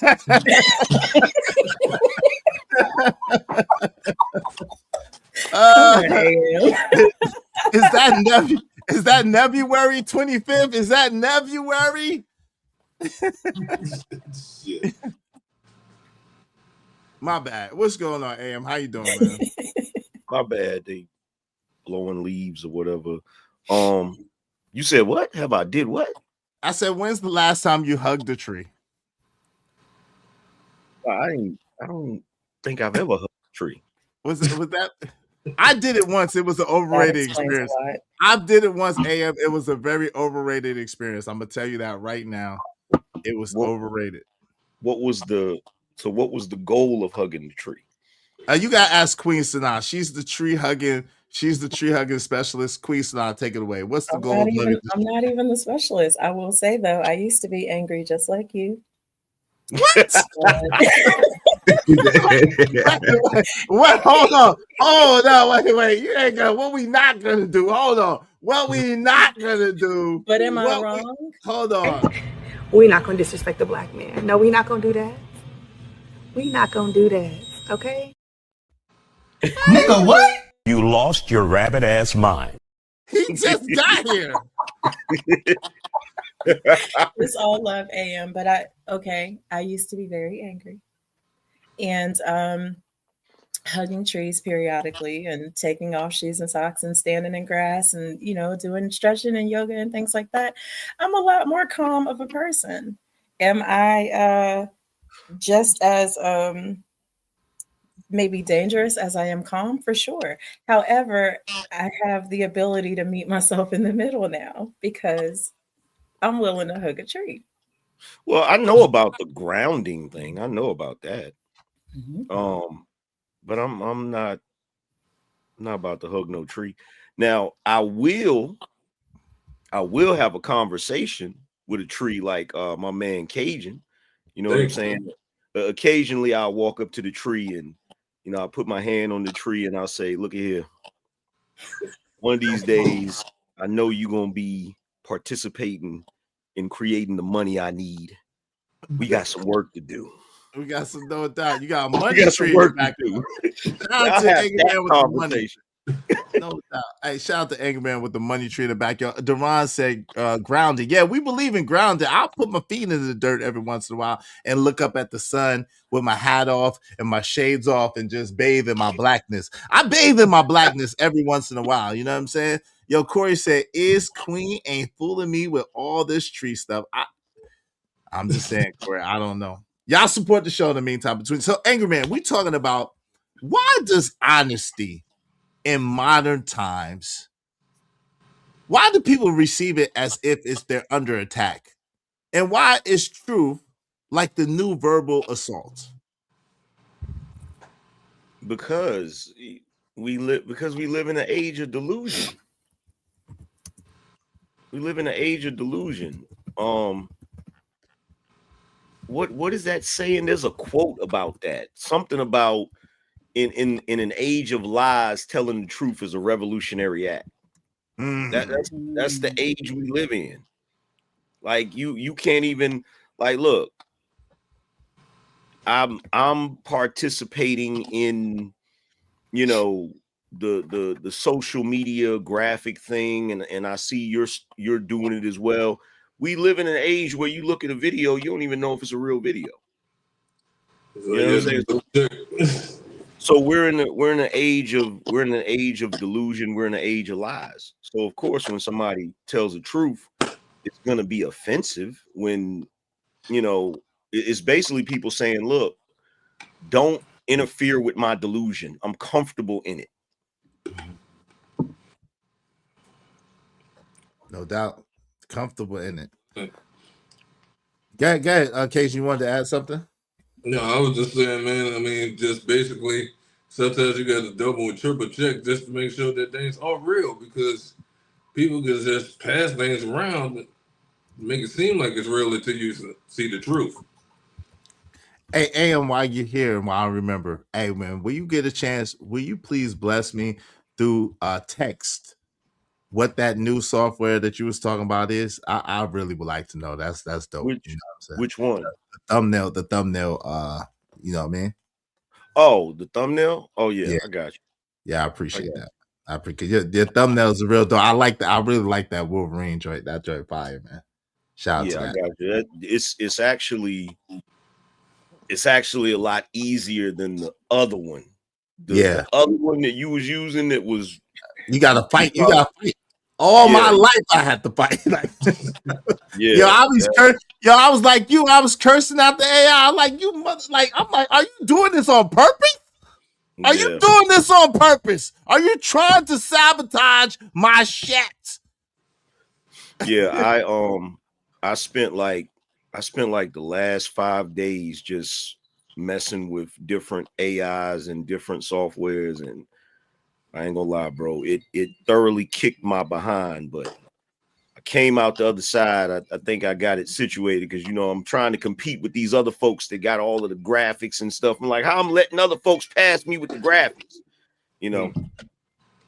Because they be cheating. That's how they be cheating. Nah, you know what? Yeah, they be getting other folks to do it for them, and me pretending like it was them that did it. You know what I'm saying? Like, but I ain't gonna say no. I'm not gonna say no names, but Oh no, Izzy Bears, the AI would have answered you back too. Ha ha ha ha.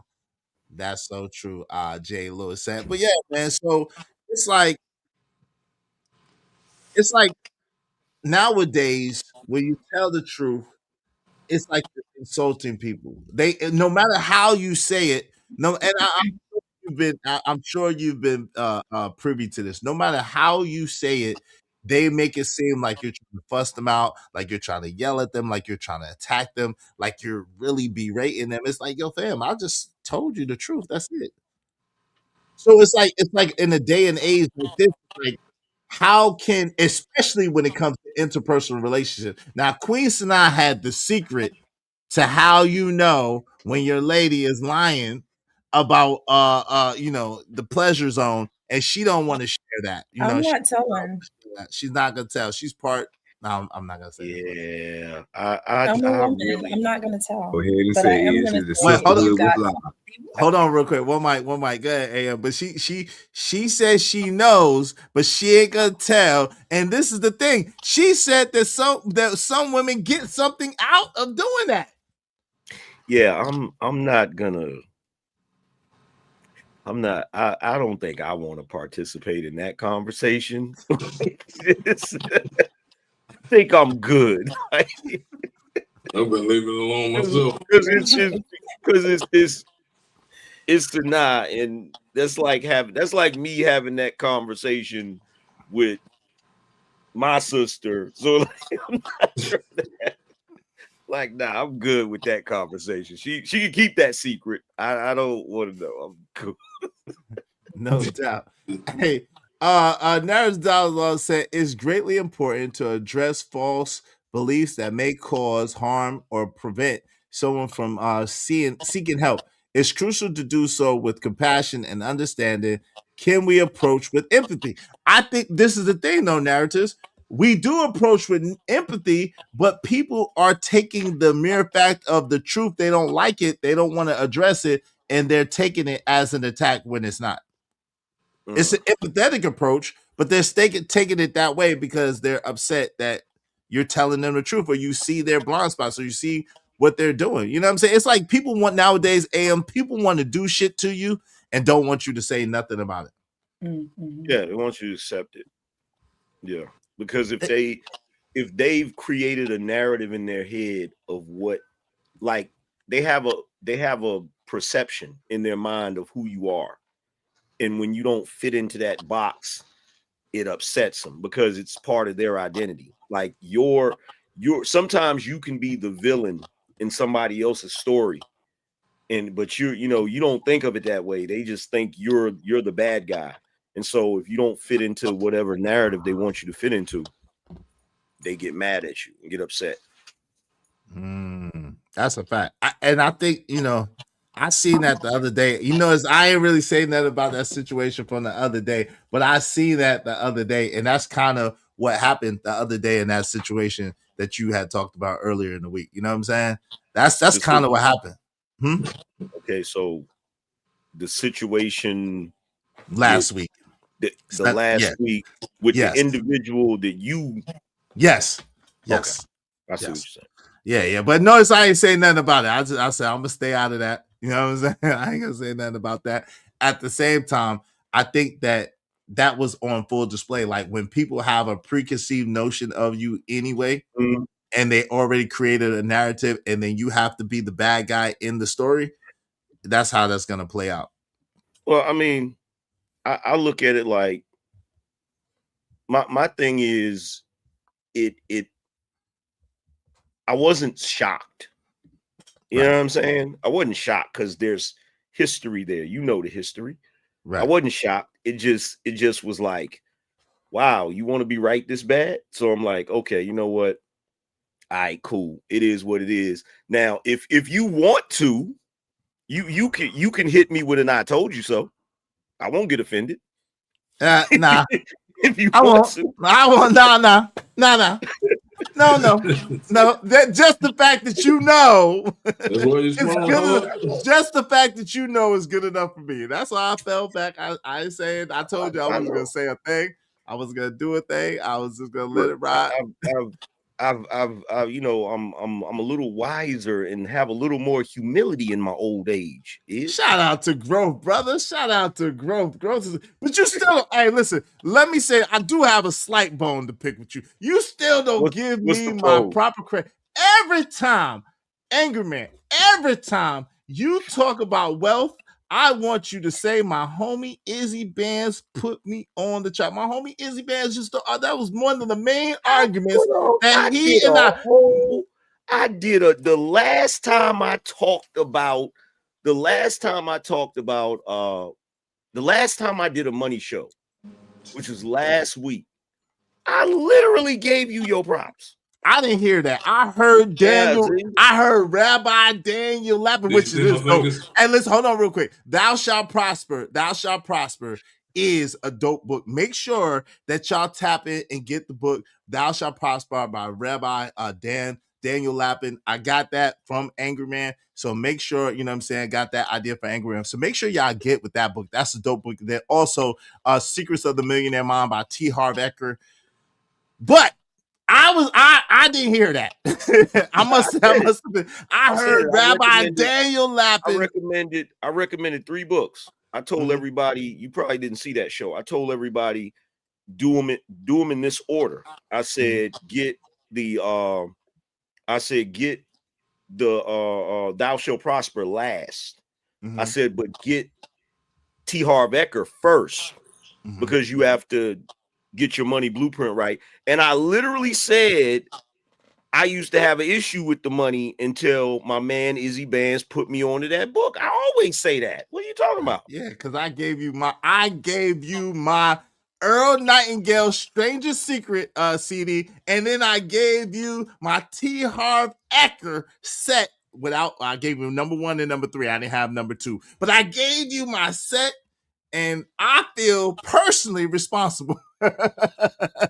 Yeah, I really don't. I really don't. You did a lot of work. I'm proud of you. Hold on real quick. I'm proud of you. You did a lot of work, and I'm really, really proud of you. All jokes aside. But go ahead. You got. Oh, no doubt. I mean, steel sharpens steel. That's just like me with the money thing and you with the social media thing. Yeah. Because how long have I been telling you to get on social media and to do your YouTube channel? Forever. Yeah. But I wanted to be an avatar. You would not let me be an avatar. So that's why it took me so long to get up here. People are successful as avatars, bro. You gotta show the people. You gotta show the people your face, man. We look, no, you can't do that. Successful avatars. You know how pissed off I am that I can't be the avatar. First of all, you're not a millennial. You're not a Gen Zer. You're a Gen Xer. Okay, get up here and show your face like a Gen Xer. That's, we got to show our face. You know what I'm saying? We can't be hiding behind avatars and little chibi cartoon characters and stuff. Nah. I really wish I could have. But let me ask you a question since I got you here, and then I'm gonna open this up for everybody. I do want to hear your opinion first. And we're gonna switch this up a little bit because you ain't been over here in a little while. You've been on your world tour. Shout out to Angry Man. Yo, I got some dope stuff in the work. We'll get into that later. But yo, this DJ Academics talking about how Enigma's dress. I have not heard your response yet about this.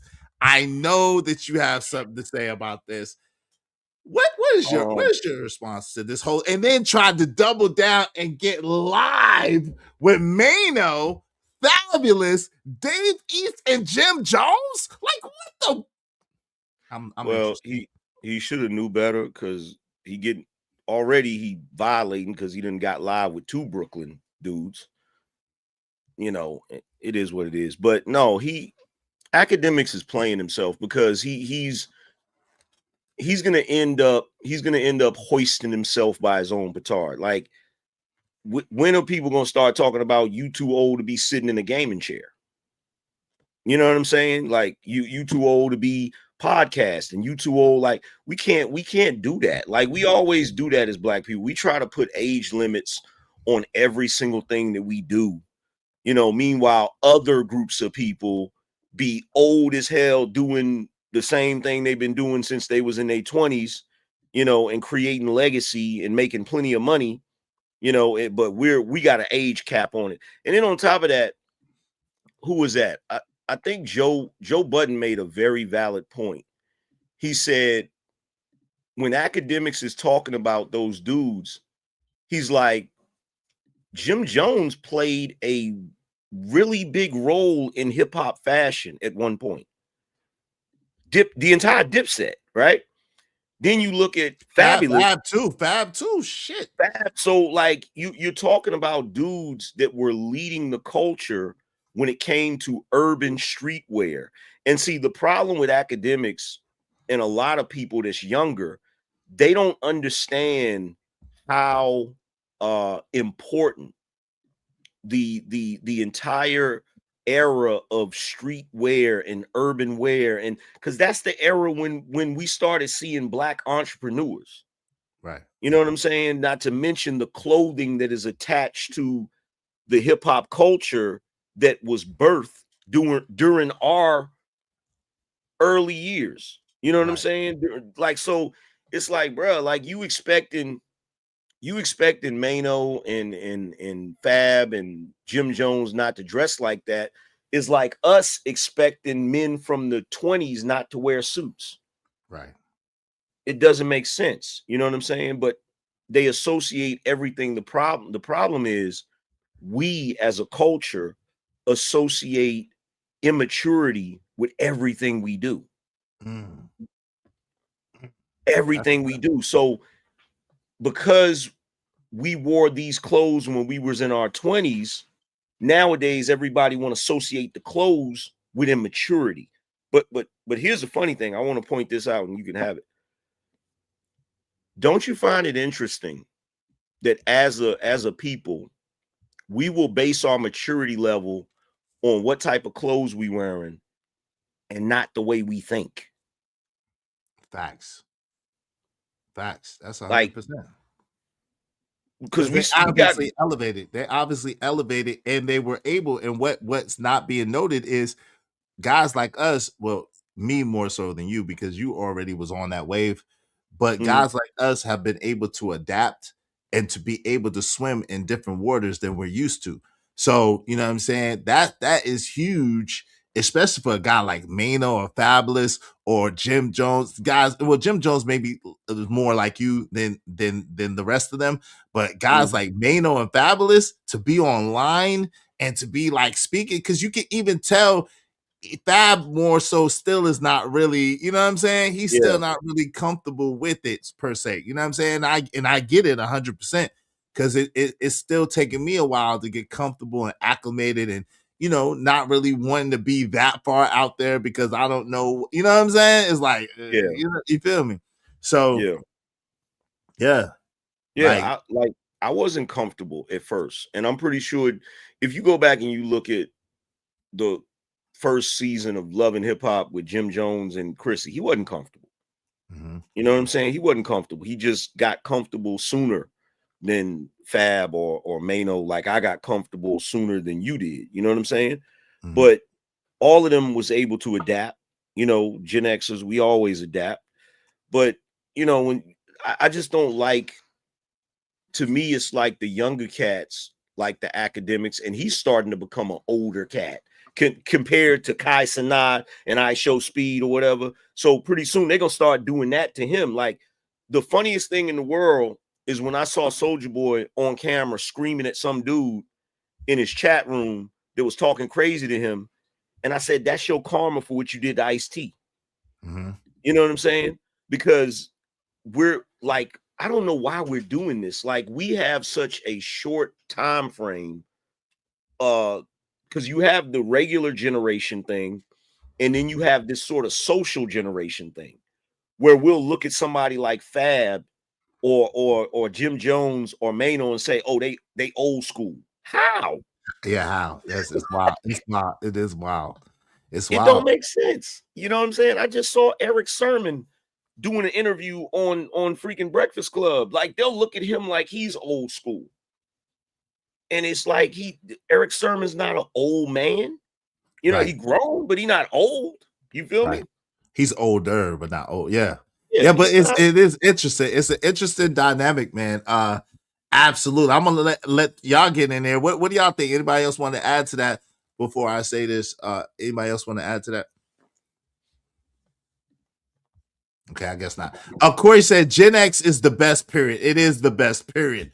Period, point blank, period. But that's the weird thing about being Gen X, right? We're like, we never had our turn. It's like it went from the boomers, like you know what I'm saying, the solid generation / the boomers to millennial Y. Like it skipped past us.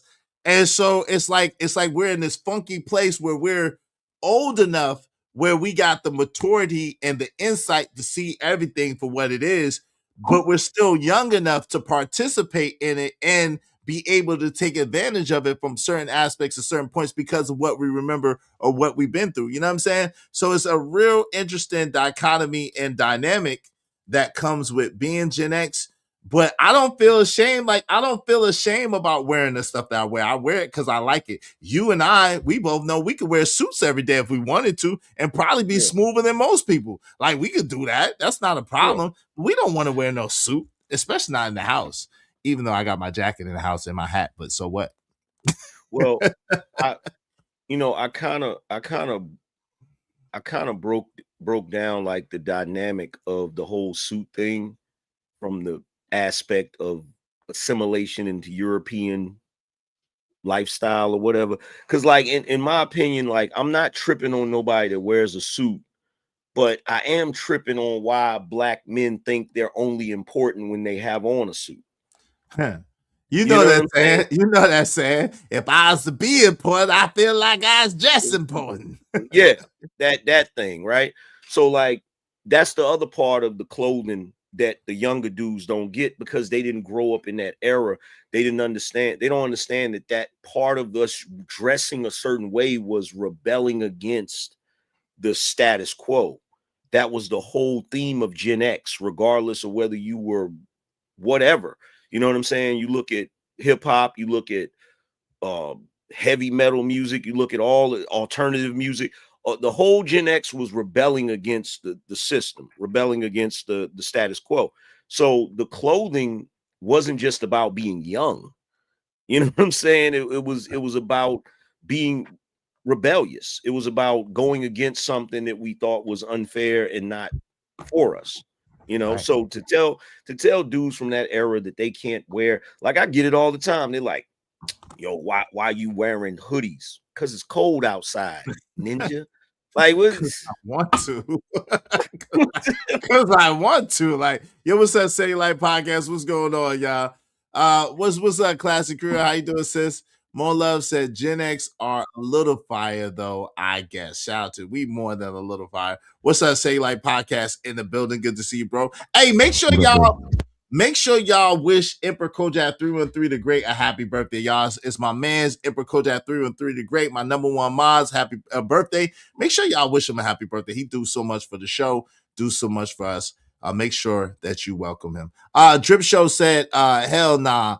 They said Nigmas ain't good for ish. Damn. What's up, Drip Show? Empress Carmen, good to see you, my sister. Long time no see. Good to see you. How you doing? How you doing? How you doing? Well, go ahead, fam. Y'all got it. Yeah, but when somebody say to me you're dressing like a kid, I immediately get this thought in my head of khaki shorts, the polo, the white polo shirt, and the little hat with the little propeller on it and shit. That's what I think about when somebody say, "Oh, you dressing like a kid." Like, bro, right? I don't know. I don't know those kids that wear $300 jeans and $1,000 jackets. You know what I'm saying? If they do, they, Exactly. you know what I'm saying? I don't know no kids that got that on. But anyway. Yo, Sel, what say you, man? As a millennial, what say you, good brother? About what? As far as suits and the way you dress and stuff like that? Yeah, because I think John Goat had tried to charge all three of us up with that dumb shit. And you know, he's nobody, so I really didn't address it like that. But He called into my show about you. oh, really? Yeah, he called into These my show big about hat, you one this, night. yo, I got the dope. I got that dope. I got the dope. These big hat niggas, these big hat. They wear the big hats. They got nothing under their heads. These big hats. This man do anime, 80-50. Like what? Nah, he was complaining because apparently I guess you said like you got 30 different hats or something like that. I said he And said that you- 30. I said I got over 30 hats. Yeah. My thing is like people dress how the way they want to dress. It's not my job to cast judgment on how people dress. You know what I'm saying? I'm already bold enough on how it is that I look at how I dress. Why would I be worried about, man? I don't like the fact that Easy got on the varsity jacket with a hoodie. It's like, nigga, it's none of your business. Why you worried about what he wearing? It's none of your business. So yeah, that's the way I feel about it. It's crazy. Yeah, I made reference to the whole hat thing when he said something about 30 hats. I'm like, so what? It's a freaking it's I think I even broke down how much 30 hats would cost. And I said, bro, if you a grown ass man and the cost of 30 hats is hurting your bank account, Mm-hmm. You got a bigger problem. you got bigger problems. You got bigger Biggest problems. thing is a lot of people don't even go. A lot of people they order their hats off like Amazon and stuff like that. I go directly. I buy all my hats at Lids, so I don't spend no less than like $45-$50 for my hats. You see what I'm saying? Yeah. So so if I got 30 times at least $45, I'm just using that as an average. 30 times 45. If you think that's breaking my pocket, you got another problem. Yeah, but he's coming at it from the aspect of, oh, you know, black people be spending their money frivolously, and I get some of what he's saying to a degree, but then I also think about it like, why we got to be the only group that's pathologized for the way we spend our money? But they Like- say, listen, but he's saying it, and you're right, but he's saying it as he's smoking doobies in 1.5 roll-ups every day and drinking 211 still reserves of Miller Lights or whatever the hell he drink every single day, multiple Not the times on the 211. stream. Not the Man, 211s. bro, Come on, bro, a Still reserve is crackhead. cheap. Still Man, a reserve is cheap. crackhead, man. I know a crackhead when I see one. The point is that he up there with super bad habits, and then talking about us with hats, but not realizing too, this is a branding thing. People talk about my glasses are tax deductible. So no matter what I pay for my glasses, because that's part of the Izzy Band's brand, Yeah. I may get that money back. Yeah. I may get a nice little deduction. It might be, that my time, almost time to go. But you know what I'm saying? It's like people, but he don't understand that. He don't understand the sneaker culture, and that a lot of us were selling sneakers. So we were selling sneakers. You seen it. You see my overflow AM when I went to Raleigh. I had like how many extra sneakers that I have that I was like, yo, these are the ones I didn't sell. You know what I'm saying? I want to go ahead and get rid of this. How many sneakers was that, man? I can't remember. It was a few. It was a few. But Izzy, it's the same argument I made to him even that day when he called into my show. I said, if you worried about him spending money on hats, I like, what about me spending money on guns? You see what I'm saying? Like, my thing is we need to stop being worried about how people spend their money. If apparently I got it to where I can buy multiple guns or I could buy ammunition. A lot of people think that making multiple gun purchases is expensive. Try going through ammunition. Ammunition is expensive, especially if you're looking for certain brands of ammunition. You see what I'm saying? So instead of people being worried about what they spend, how come you ain't worried about how they made it? You too focused too focused on what I spent, not on what I made. Why don't we talk about the elephant in the room? which is why is another grown man concerned about what another grown man does with his money? Mm-hmm. Why? Like, because look, this is the way I look at it. This is the way I look at it, right? This is how I look at it. Just keep it real. I expect women to be like, "Ooh, look at the way he's spending his money." Because there's a possibility that woman can get you to spend your money on her. So, of course, she would be, your wife would be concerned about how you spending your money, right? But why would a grown man that's not no relation to you, not friends with you, why would he be worried about how you spending your money unless they want you to spend it on them? No doubt. I'm friends with you, and I ain't never talked to you about how you spent your money, not one time. The only thing I said was, yo, that bet nice. Can I ride in it one day? I ain't never talked to you about how you spend your money. You spend your money on whatever and however you want to. Dad, do you know how much of a That's fight that would like cause? you, bro. Like That's like you or Will buying an expensive watch. First of all, as men, you're not going to tell me how much the watch costs. Right. If you got any class, you're not going to tell me how much the watch costs. But let's just say, for argument's sake, I know how much the watch costs, and then I say, really, Will, really is, you should be more responsible with your money. Could you even fathom another grown man saying that to you? You might get cussed out. Being honest with you, you might get cussed out. Like I don't even, like from my father, I would expect that from my father. But from my homie, it's just like, bro, why you worried about what I'm spending my money on? You see what I'm saying? I got news for you. I don't even expect it from my pops.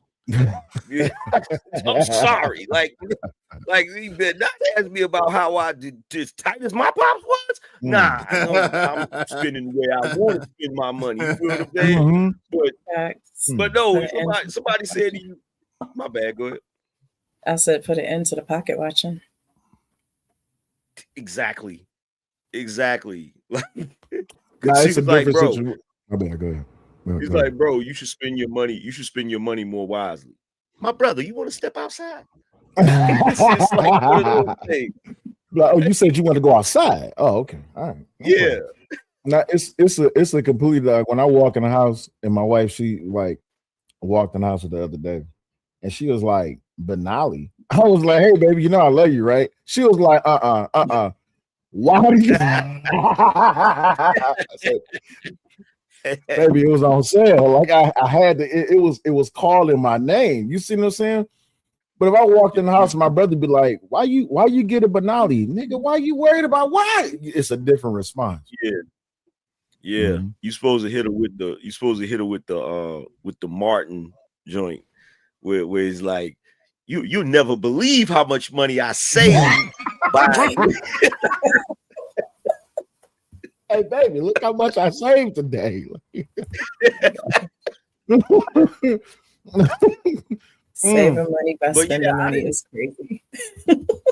Hey, it was all like, good until she seen the bag of shells and she was like, see. Yeah, I didn't even know. Like, I think I was doing a show and I just happened to have a panel that day. And the dude came up on the panel and I think Iz was on the panel too. And there was all of a sudden there was this friction. And I'm like, wait a minute, because I never knew that they had a back and forth. And so when they started having the conversation, I'm like, well, y'all done had a conversation before. Like it was heated.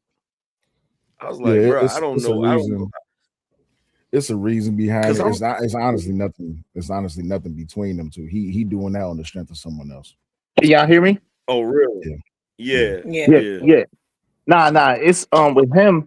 He talked crazy about black people. He think that he don't do like, you know what I'm saying. People accuse you that I am, but they don't realize like the difference, right? He will use the hard ERs. And he'll use the most arbitrary, stupid stuff to make it seem like black people ain't this and black people ain't that. So that's the problem with him.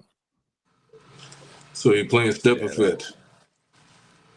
Yeah, that's crazy. Like my thing is, look, he probably wouldn't understand this. A lot of people don't understand this, but I can make this statement and everybody will understand this statement when I say, I love my people, but I can't stand my people. Absolutely. Because Absolutely. on the one hand, it's like I love how we are, but it's certain things that we do that we just know we shouldn't be doing. And we do it anyway, and we try to pass it off as if it's not a big deal when it really is. You know what I'm saying? That's what annoys me. But yeah, using the hard ER, that's nasty work. That's nasty Yeah. work. Shout out to my people, Squaffy. Nino, appreciate you, Squaffy. He said, never to dress down or alter your feel good about yourself for jealous folks, even if in your age bracket. Wear it and wear it well. Quaffy Nino. Shout out to you, bro. Appreciate you. Hey, listen, I'm in the car about to go get my son, so I won't be able to read your comments unless you do it through the super chat or through the Cash App. Don't be mad. It just is what it is. All right. So if y'all want your comments highlighted in red, do so through the super chat or through the Cash App. And I got y'all. I appreciate y'all.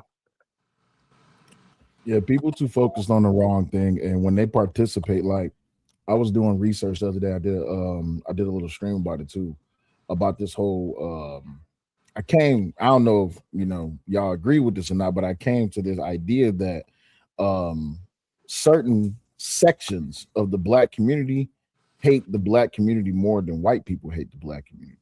And I came upon that from the whole research of looking into the word coon. And as I was looking into the research of this, I'm just like, dang, if you really break this down and really like dissect it, you see that when it comes to ninjas hate on black people way harder than white people hate on black people. And I was like, that's crazy. That's nasty work. Hey, the word is nigma over here. We it's nigmas, but go ahead, AM, you got it. Nigma? Yeah, okay. Well, you can't. The thing is, you can't be using words that, like, coon is a word that white people used against black people. Mm-hmm. You know what I'm saying? Like, when you using words that's like, because like if me and you talking trash or whatever, and I say, nigma please, but obviously the other word, if I say nigma please, we understand that culturally. You feel what I'm saying? But if I use the hard ER, I'm trying to make a point. I'm really trying to get you to understand that I'm looking at you from the prism of the way a racist white man would look at you. You feel me? And that's the one thing the cats. There's a difference between somebody that is black that critiques black people from a space of, I'm tired of y'all doing this, blah, blah, blah. Y'all need to tighten up because we got to do better. As opposed to somebody that genuinely does not like being black. You feel me? And so they speak about black people as if they're completely separate from black people. You feel what I'm saying? And I pointed this out too. I pointed this out, and y'all might not agree with it, but it's always a darker skinned brother that's going to that extreme. It seems that way, man. It seems that way. And that's exactly, you pointed out spot on exactly how that dude behaves and why I had an issue with that dude and what he do. And then he'll go further. He'll talk a whole bunch of shit when you're not there. But then when you're there and you're having a conversation, he'll try to get all civilized with you. Like, nah, cuz let's do what you was doing before I got here. Keep that same energy, my boy. When I saw that back and forth, and I saw what he said, he was like Izzy Bands. I was like, wait a minute, you got an arch nemesis now? Yeah, nah, he's the arch nemesis to so-called black people, man. He's an arch nemesis to so-called black people, bro. He ain't my arch nemesis. He ain't even close to my level. I was just doing just a regular call-in show, and he called in. He was saying some off-the-wall things, and then he was like, "Yeah, you know what I'm saying, because you that do Izzy Bands." I was like, "Wait, what? What? Who you Izzy Bands? Like, is that the show where I called in being extra light skinned?" Yeah, that's the show.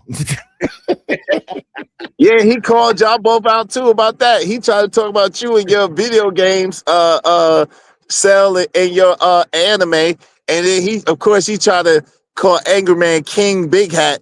He tried to. I'm like, yo, fam, you not even close to AM level. Like, stop it, bro. Like, you got properties, and you still not even close to AM level. You gotta stop, bro. You gotta stop. Well, He's a slumlord. here's the thing. Like, I don't get offended by any of that stuff. Like, if somebody want to say, oh, you watch anime or you look at all of them toys that you got in your studio or whatever, like, I'm cool. I'm cool. Like, to me, I feel like whenever you're a person that sees somebody else comfortable in their skin doing them, and you got to figure out a way to try to dismantle it and make it seem like they doing something wrong, that you lacking something in your own self. Like, that's something you got going on internally. Like, it shouldn't bother him that much that you got over 30 hats. That should not bother him. You feel what I'm saying? Because I guarantee you he ain't gonna talk about Jerry Seinfeld's shoe collection. Fact. Oh no, of course not. That's spending his money wisely because he's white. That's an investment because he's white. Yo, shout out to Kojak 313, the great in the building. Happy birthday, bro. My bro is in the building. Shout out to Kojak 313, the great. Y'all make sure y'all show Kojak 313, the great, birthday love. Shout him out in the chat and all of that. Salute to Kojak 313, the great. Good to see you, my brother. My thing is, he can. Let me ask you this question. Let me ask you this question, because I'm gonna show you the lose-lose situation that we create. And I'm not talking about other people. We create these lose-lose situations as Black people, right? Mm-hmm. So have you noticed lately all of the hate around Black people wearing Jordans? Yes. Okay. So here's my thing about this, right? So you got Michael Jordan, one of the greatest basketball players to play the game, right? Yep. A source of pride for Black people. Yep. We wear the sneakers or whatever, made the sneakers super popular, right? Yep. And all of a sudden that becomes a quote unquote it's a stigma. It's an ignorant thing to do now, right? Yep. Would you ever see Italians telling other Italians that they ignorant for wearing Gucci or Versace? Hell no. Nope.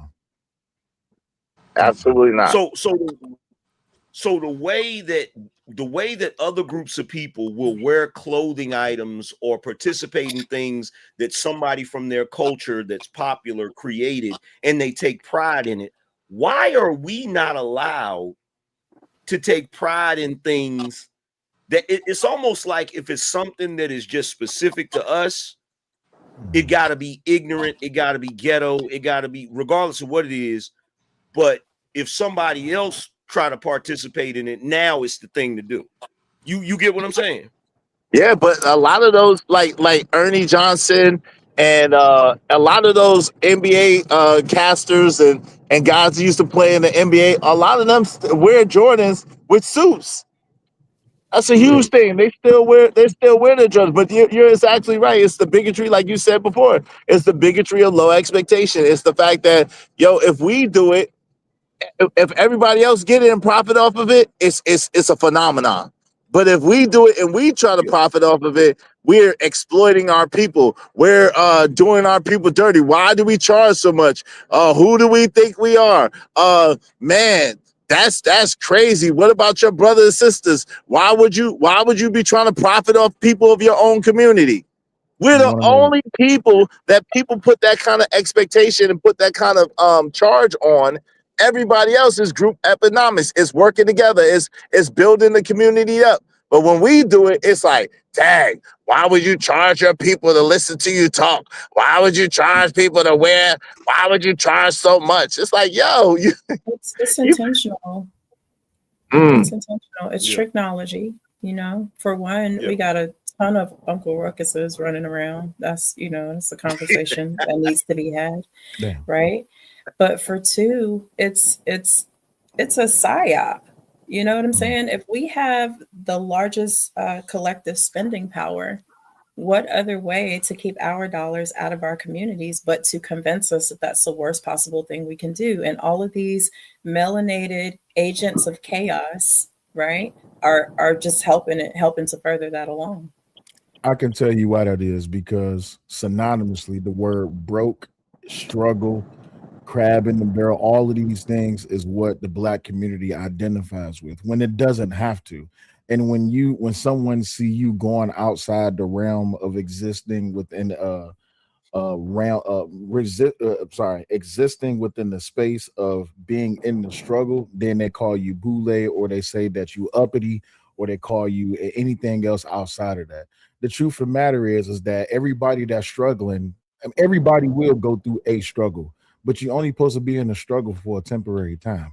If you still in the struggle and you're fighting to keep other people in the struggle, that's a problem. And that's the problem with the black community. Also, as a black man, you're not supposed to wear Jordans because Jordans means you got money. Well, why y'all niggas wearing Jordans?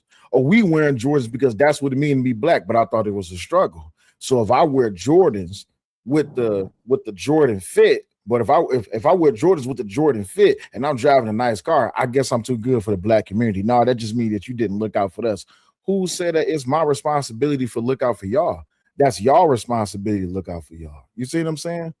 That's the biggest problem. But here's the thing, right?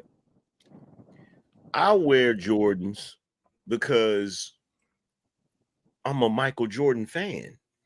It don't got nothing to do with blackness initially.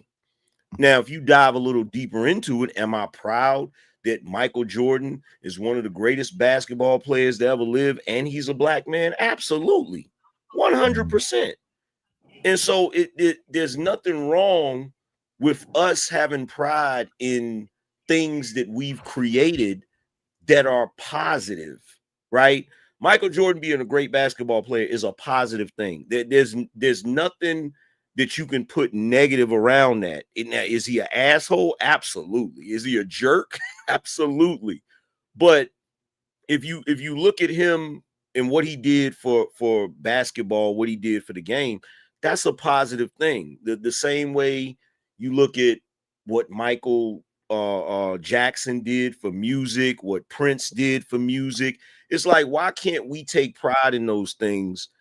It's for some reason, it seems like there is a concerted effort to make our culture like filtering it out. So they're taking all of the good stuff and they're filtering it out.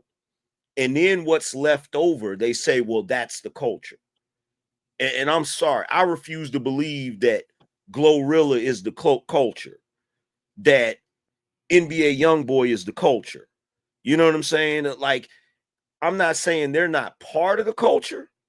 They're part of it. But when you They don't take represent all of that it. and make that, when you make that the center point of the culture, it's like, no, there's some of us that don't fit into that mold. You know what I'm saying? Like, there's a couple of songs that NBA Youngboy got that I'm like, okay, that's a decent song. But most of his songs, like, I can't relate to none of that because I'm not a crash out. You know what I'm saying? Like, I can't relate to it.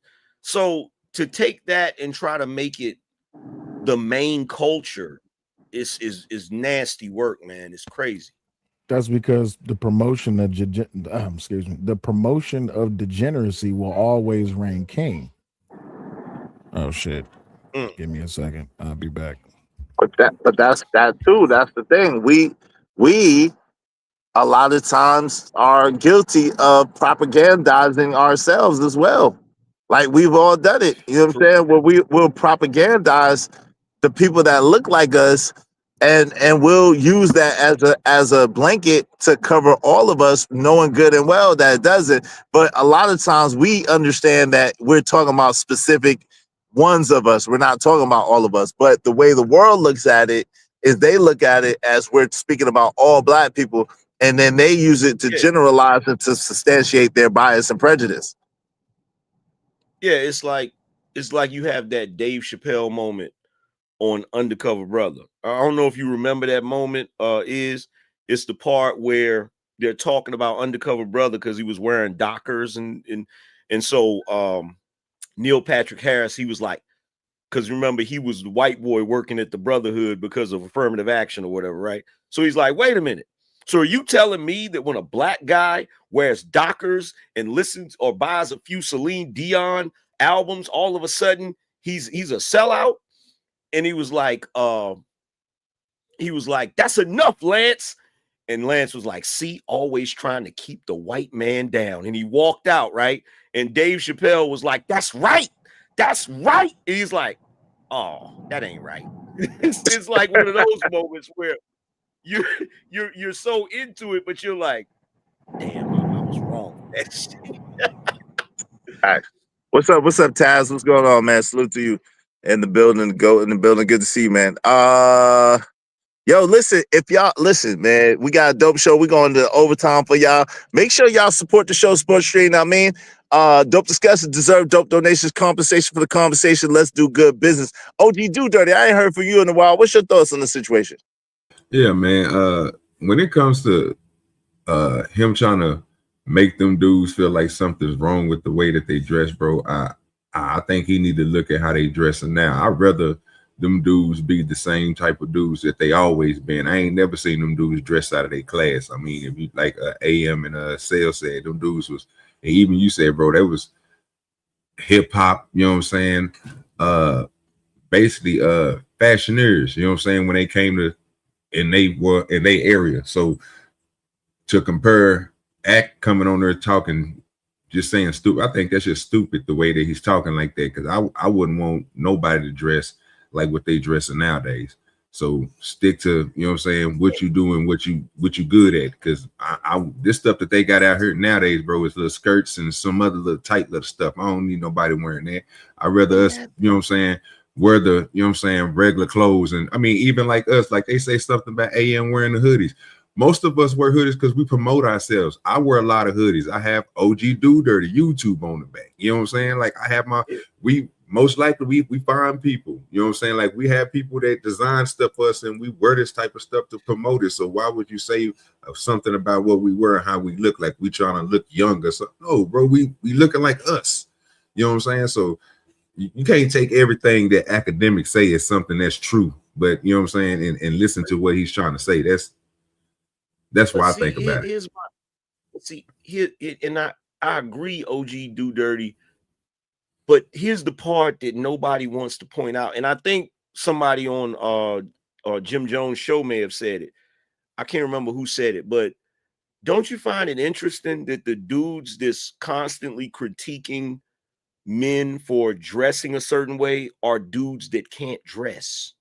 Exactly. Facts. That's what I said. Like they can't No dress. So it's swagger. like how you gonna critique somebody for dressing a certain way and you don't know how to dress, period? Like that's weird. It's like I said earlier, you know, certain type of, and I had to think about what I said earlier, like as far as identifying with the struggle, because Bill Gates is rich as hell.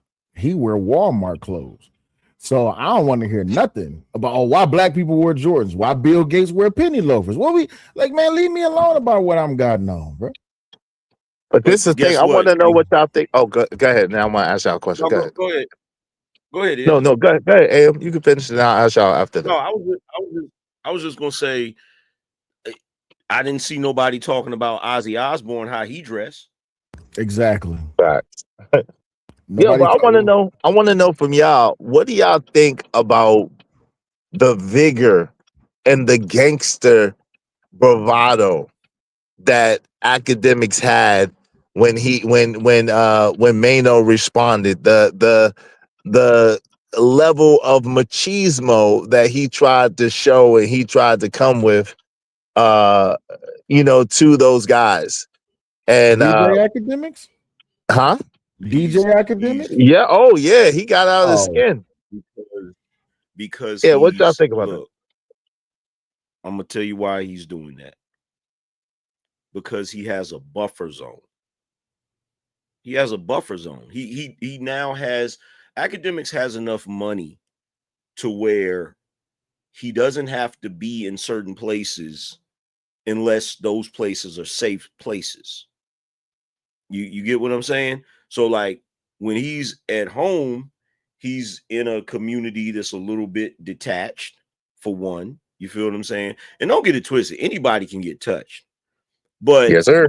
I feel like he understands that when you're in a certain space or you're in a certain position, you can kind of play off of the, well, why would you do that? We're just having a civilized conversation mentality. You know what I'm saying? Is when dudes start posturing to try to manipulate you or gaslight you into not crashing out. You feel me? Like, Yeah. you Well, get he what I'm said it. saying? He started it though. Yeah, But yeah, but I'm if listening. you notice, he said, and it's just content. He threw that out there too. Did you notice that? Yeah. He and others then- try to play behind the. Oh, my bad. Go ahead. No, I was saying my bad. And then he's just basically he's also Ack is not, he's not slow. He's a smart guy. He understands that the guys he's talking to, they have matured. Mm-hmm. He understands that. He understands they've matured a little more, that he doesn't have to worry about them necessarily going that hard in the paint. He knows that. Yeah, the reason I believe he said this is just content is because he still has to protect what he represents, which is his brand. You see what I'm saying?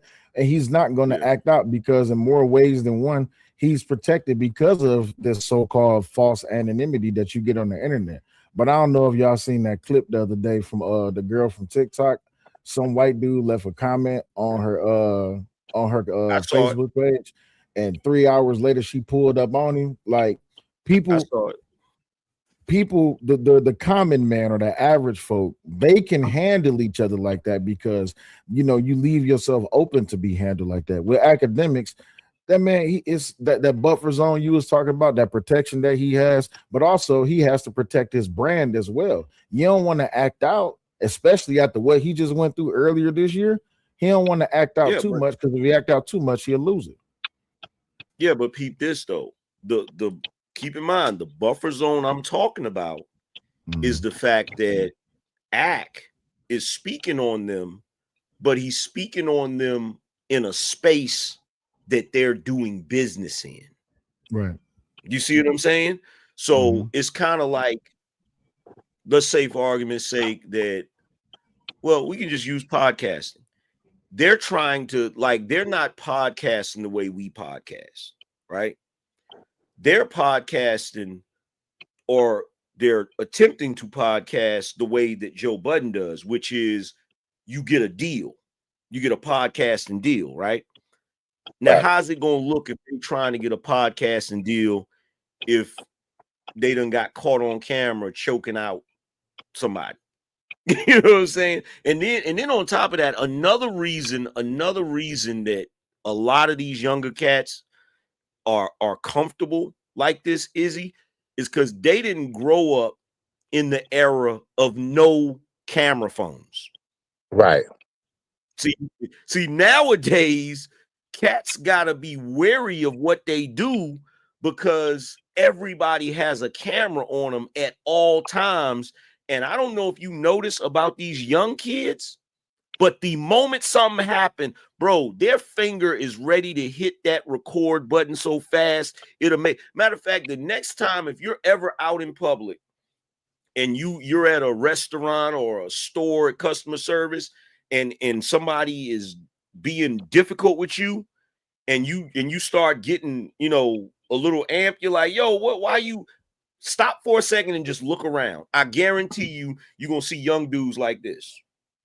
Yep. World star. They recording the crap out, bro. I caught my kids doing that one time. I cussed my daughter out about that one time.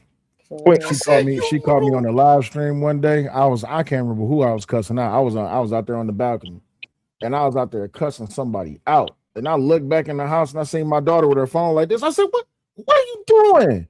She was like, "Oh, I'm making a Bro, video. If you don't put that damn bro, thing." bro, I was outside going back and forth with one of the neighbor's kids about his basketballs and stuff in my yard or whatever, right? Yeah. And I'm telling him like, yo, man, y'all, when y'all get finished, and I felt like it was something I shouldn't have to tell you, because when I was a kid, you got in trouble if you left your basketball somewhere.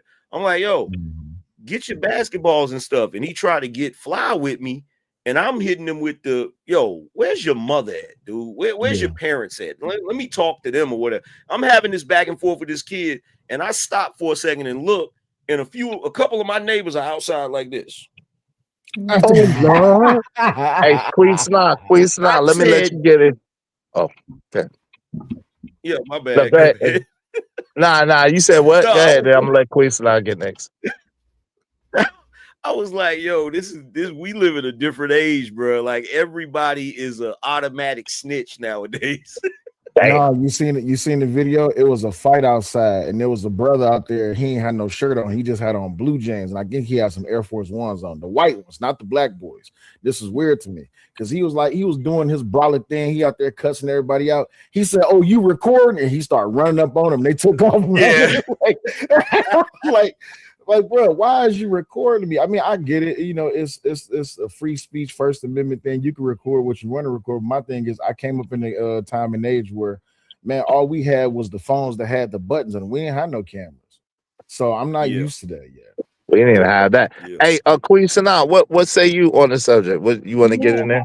I totally agree that it's problematic. One thing that I think about is everybody doesn't want to be on camera. You know, you never know a person's situation. They might be in hiding, you know what I mean? They might, you know what I mean? And so you look up and you got kids recording TikTok dances in front of strangers. They don't know their situation, in front of people's license plates. It's like, I had to stop a girl one day. I said, well, do you know whose car this is? You know, she looked at me like, why is this weird woman talking to me? But, you know, she responded, she didn't know whose car it was. I said, well, how do you know it's not somebody that's hiding and you about to put their whole license plate on your TikTok? And I could see it, the light bulb go off in her head. And then I saw 5 other children after she stopped doing it, doing the same exact thing. So I think that it's up to us to educate these young people. Cut that shit out, put that away. You know. I don't know if that's gonna work like on an individual basis. But go ahead, Aim, you got. See, I'm gonna tell you what the problem was, Queen Sanaa. The reason why she looked at you weird is because you were talking to her directly. See, what you were supposed to do was go on your phone and go to her account and type in her comment section, why are you recording that person's license plate?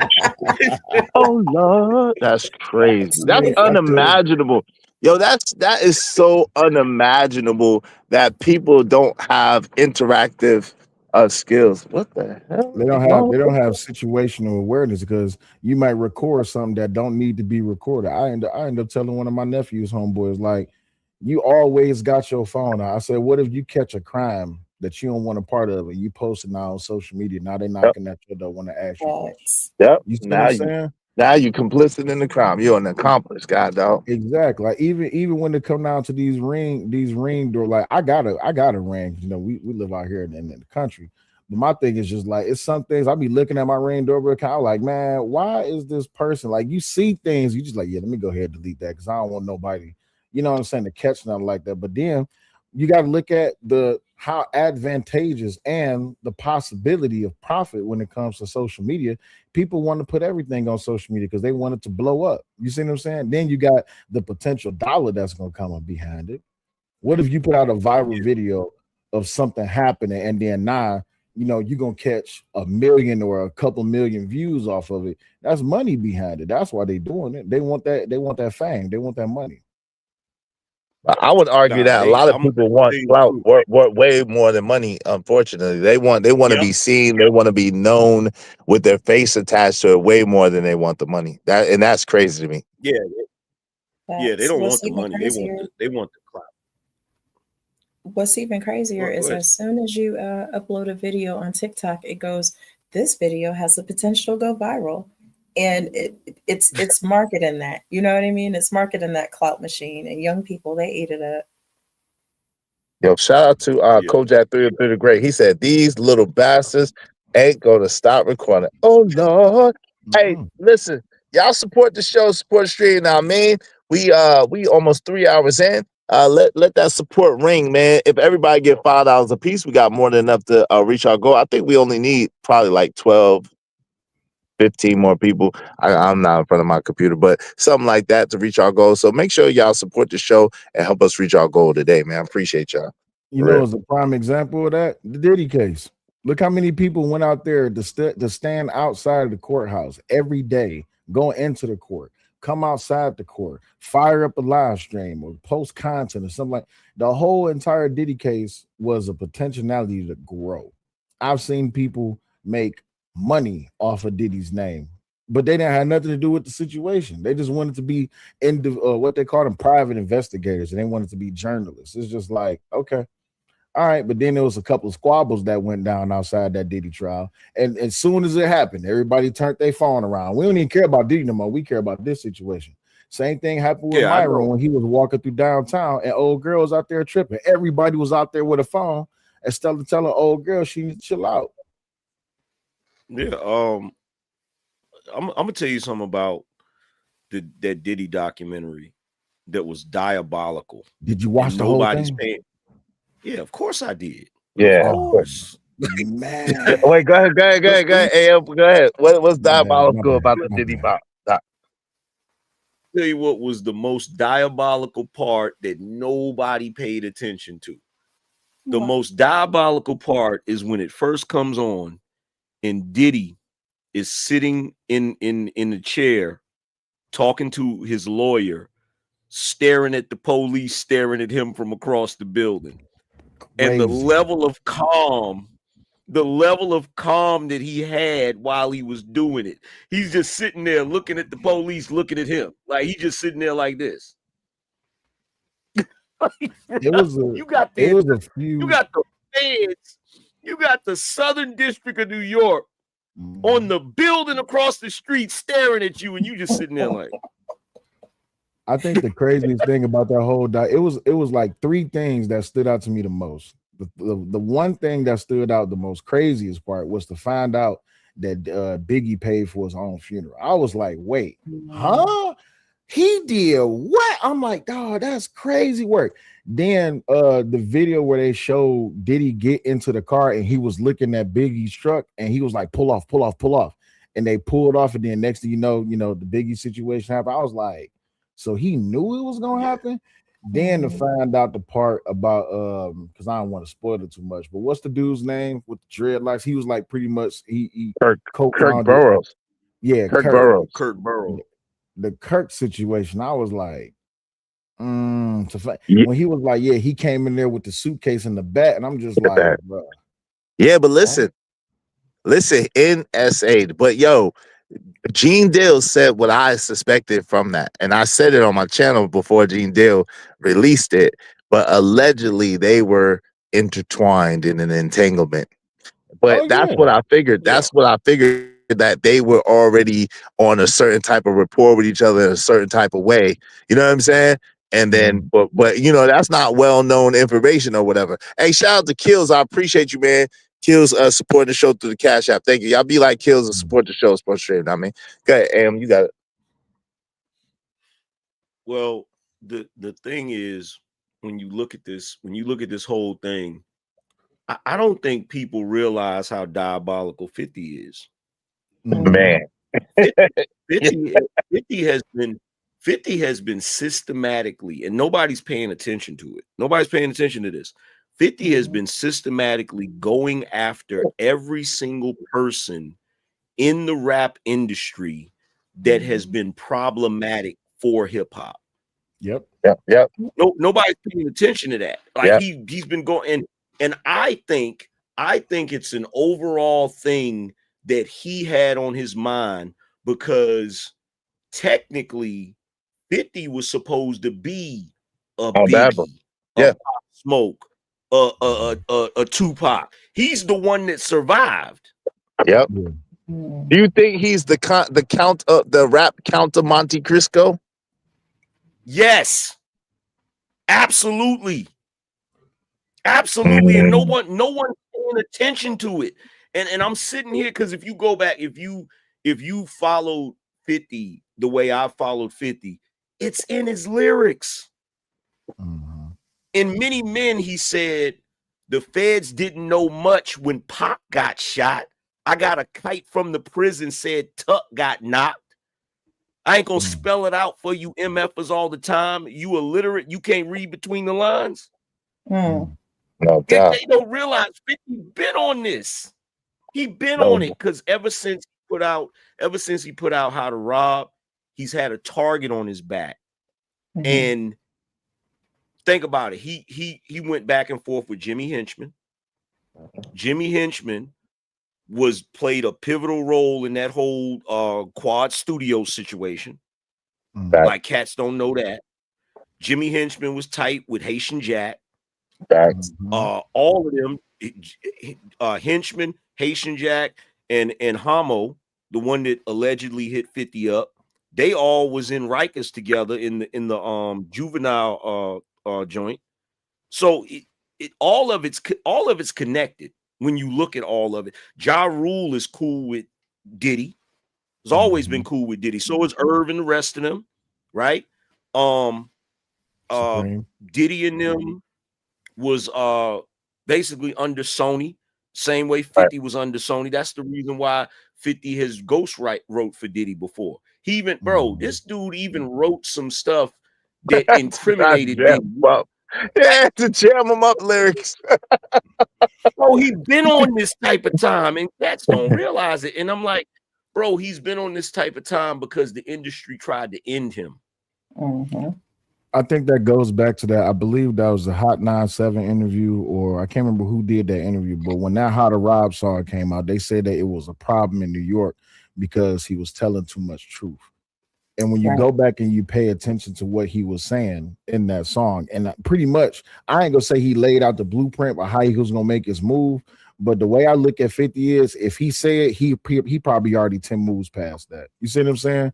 So this whole thing about Diddy, like when he was saying things about Diddy years ago, I already knew it was anytime the Diddy situation was gonna pop off, 50 was gonna be right there to make the money. He was gonna make the money move. He was gonna make something happen. But you know what's crazy? Oh no, go ahead. Go ahead. Now you know it's crazy. Two things are crazy, right? Number one, people try to make it seem like this is about 50 Cent baby mama, not realizing that 50 and Diddy had beef way before he even met his baby mama, way before he even knew his baby mama. The second thing is, 50 can't miss. He got this media game down flat. That's the best god doggone documentary about Diddy that came out, and then got the nerve to have the footage that Diddy had for himself. You want to know why That's that how is? diabolical it is. You want to know why that is? I'll tell you why. Because one second. I'll tell you what it is. In the statement that he did, I guess they was like joking around or something like that. He was like, 50, if you punch me, I'm telling everybody. He was like, well, if you tell everybody, I'll just pay somebody else to do it.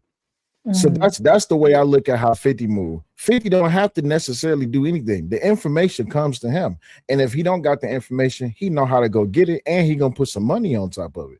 The dude that made the photographer or videographer that was following around Diddy, I think the only reason that 50 even got that is because Diddy didn't pay him.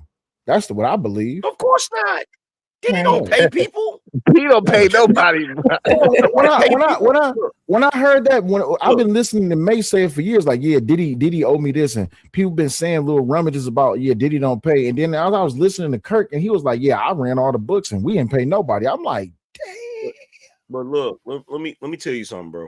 Let me keep it real with you. First of all, that was Diddy's plan.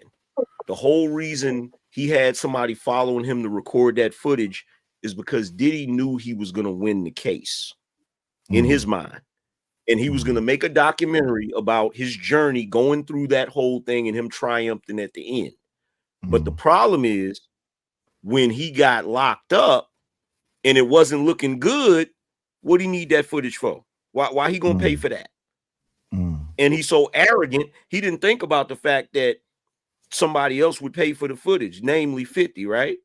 And see, the thing with Diddy is so freaking like, bruh, the crazy thing is he kind of hung himself because that footage, he had the dude following him around recording all of the footage. I'm pretty sure some of those parts he was going to edit out.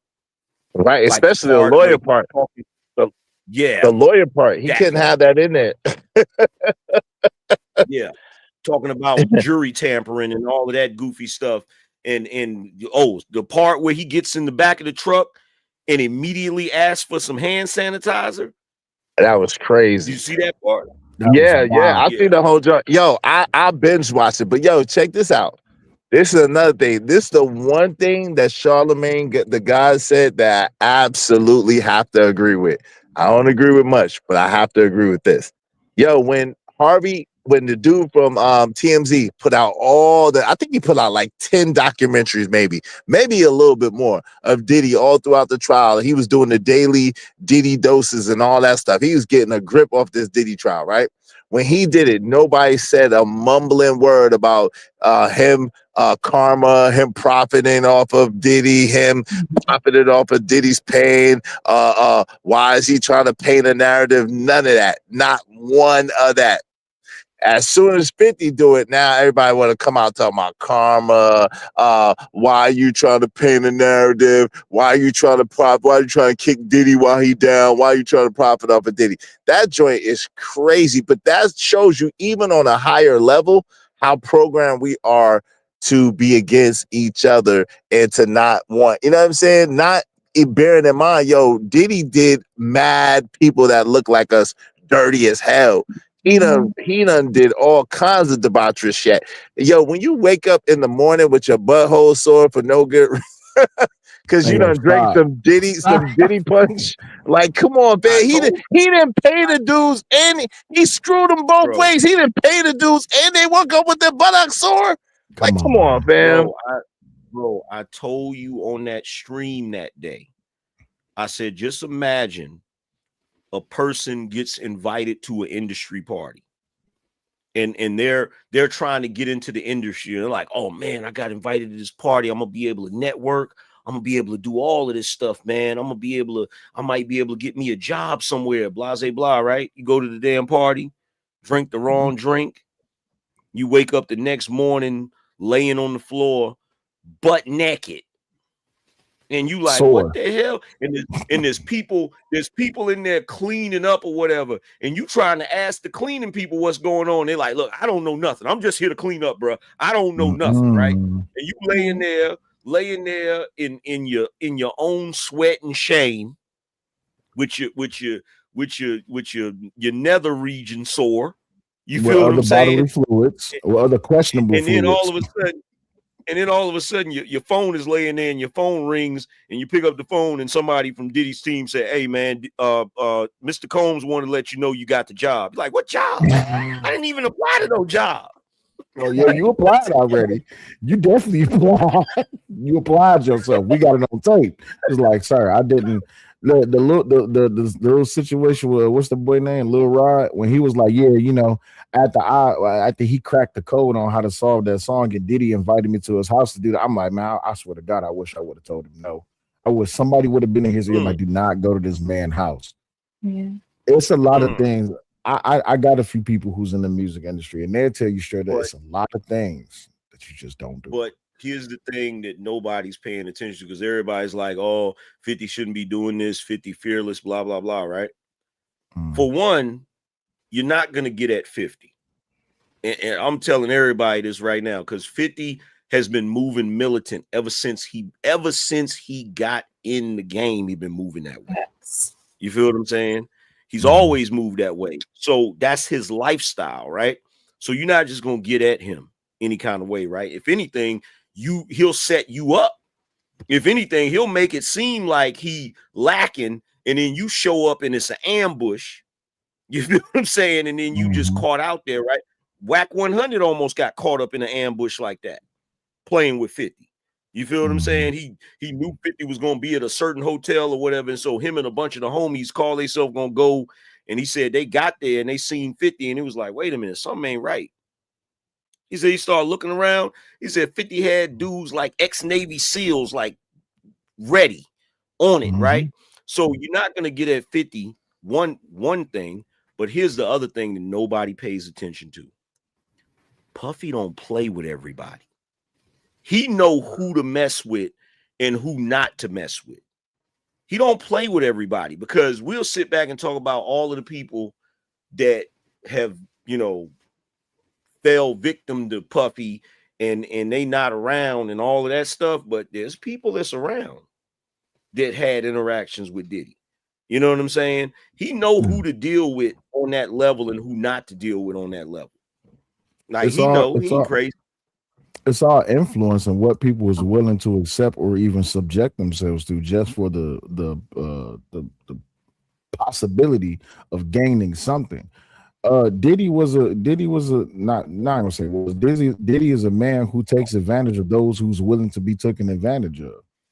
A lot of people have been manipulated into situations that Diddy only did what was available to him. If you laid out the red carpet, he gonna walk through it. He not gonna give you the carpet. He just gonna be like, so you gonna put the carpet out? And they be like, yeah, I put the carpet out. And Diddy gonna walk up in there with 16 bottles of baby oil. Next thing you know, you're on the floor with the booty song. Shout out to shout out to Let Me. Appreciate you coming through. Hey, y'all support the show. Hey, real quick, I wanted to add this AM before you go. Yo, fam, you know what the most ill thing to me was that came out the documentary? And spoiler alert, y'all. The whole Alpo shit, the whole Alpo correlation. That shit was crazy. I was like, yo. And you know, there's a couple people I knew that was on the doc. But anyway, I was like, yo, like that joint crazy. You know what I'm saying? The whole Alpo joint. But Diddy's so twisted up that he'll show you what he do with that white boy that was on in the UK. Remember when that white boy was knocked out? And he was like, look what Diddy party do. Look how we do our white boys, la la la la la. But he got the nerve, the audacity of mitigated goal to Alpo people with people that didn't even consent to the Alpo treatment. And put it out there and show it. Well, he's a vampire. And the thing about vampires is you got to invite them in. Absolutely. And that's what people be doing. They be inviting them in, and he violate once you invite him in, because that's how he moves. Like he gets off on violating. You know, he's like Rick James. He's a habitual line stepper. You feel what I'm saying? If you let him, you feel me? But yo, the other thing that I was gonna say about P. Diddy is, aside from him being a freaking just energy vampire, right? The fact that the community is defending this dude is like nasty work to me. It's like the nastiest work. I'm like, bro, are you serious right now? Like, y'all really this the hill y'all want to die on? Diddy, of all people? We knew Diddy wasn't shit back in the day. We knew it. We knew how he was moving and all of that stuff. Like, cats been knew that. We used to even talk about it's like, yo, don't let him put you in that shiny suit. The only thing we didn't know is that the reason the suit was shiny is because it had baby oil on it. Extra baby oil. Queen Sanaa, go ahead, get in there. That thing was laced with baby oil, boy. It was stitched with baby oil. Each line. Go ahead, Queen Sanaa. I agree on that whole energy vampire thing, and definitely surrounding himself with people who are not going to challenge his BS and paying off the other ones that he chose to pay, right? And I don't like to speak on other people. Let me just be very clear, because I don't think anybody's hands are completely clean. However, you know, the fuckery has to be addressed. Hey, I need you to send me $5 back. No F-bombs. I got Queen you. The foolishness. I got you. Okay. So that said, going back to the hand sanitizer thing, as a certified germaphobe. Um, I'm not defending that behavior, but I get it. You know, you can't just be touching on the population. That's it. I don't have a whole lot, but yeah, I'm Nah, but the way posting. he went about it was Well, real crazy. Like, you know, it's like ew the common people, ew the blackies. You know what I'm saying? Like The that's how he kind of poorest, approached that. Huh? yeah, the I poorest. get it too. I get it too because I don't want to be in a crowd. I don't want a bunch of people touching me or whatever. But to me, I don't feel like with him it was germophobia. I feel like it was just like, yeah, He I'm felt a like he was a god, god. and Yep, he felt and like these, he was a these god. people are, you know, these people are beneath me. Like Right. it The was that commoners type. have touched me. Exactly. The blackies and the commoners have touched me. Yo, Kwafi, thanks for admitting it early. Kwafi, like, oh shit, I had Whoa. one of those shiny suits on my cover and I got it for Misa. Oh Lord. See? Hey, was you Mhm, at mhm. how long did you stay at the Diddy party, Kwafi? You might as well tell us now. How long did you stay at the Diddy parties? We know you was on Bad Boy. Take that, take that. How long did you Hey, stay? that I was about to say that. Hey, that take that thing, that take that slogan for Bad Boy, it hit different. Oh, all of it, all of his All ad libs, everything. bro. All of his Yeah, ad you like libs that, hit huh? different. Yeah, you like that. Can't stop, won't stop. Hey, You know what I'm you saying? know what? I didn't want to laugh at the documentary part when it happened, but when they was talking about Big's funeral and they showed the part where Diddy came out in the all white and he was doing that stupid ass dance that he always doing. I'm like, dog, do you know how crazy that is? This dude is dancing in celebration. If that ain't the most Dancing on his diabolical, grave. Oh yeah. Yeah. He's dancing on his oh, grave, bro. He's look, Diddy is a certified Batman villain, right? The reason why I say that, the reason why I say that is because if you notice the Batman villains, most of them, they don't go to jail, they go to the nut house. And yeah. there's a reason why. Two-Face, if he commits a crime, he's gonna put his signature on it, almost like he's telling on himself. Like psychologically, subconsciously, he knows he's sick and he's trying to be caught. He's trying to get caught. Diddy is just like that. Go back and listen to the No Way Out album, right? If you go back and listen to Victory, this is a song that came out after Biggie passed away, right?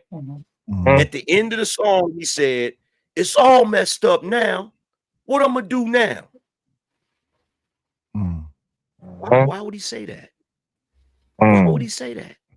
Honestly, I You think he feel what I'm hated saying? Big. I think he hated Big. He did but he because the he Big's did, talent. Yeah, he did. he did hate Big, but not as much as he hates himself. Facts. That's a fact. Hey, listen. Shout out to OG Sigma. Appreciate you, OG Sigma. Thank you, man. Y'all be like OG Sigma, support the show, support the stream, now, man. But that's a fact. But yo, it was deep the way he was saying, like his friend was talking about how his moms treated him, and then how their relationship is, and there's a lot of telling things between allegedly his mom's relationship with him and how he acts and interacts, and then how he tries to make his artists and women look like his moms, which is crazy. Yeah, You know what when I I'm see saying? the part when it, my bad, go ahead. No, he here's the thing. So Diddy, you know, he's definitely a narcissist, but he hates himself. All of the pretending, like all of the stuff that he does for show, that's a front. He does not like himself. And it shows in the fact that he does the thing that y'all remember the Italian Job. Remember that movie? Yep. You remember how when Ed Norton screwed everybody over, he went and everything that everybody was gonna do, he did what they were gonna do. Yeah. He Yep. bought Because them he didn't some have nothing himself. videos. Yeah, because he's empty. He doesn't have anything in his psyche, that he's an empty vessel, right? He's a hollow shell. So when you look at Puffy, everything he was doing was mimicking everybody else. Yep. He started rapping after he got Big out the way.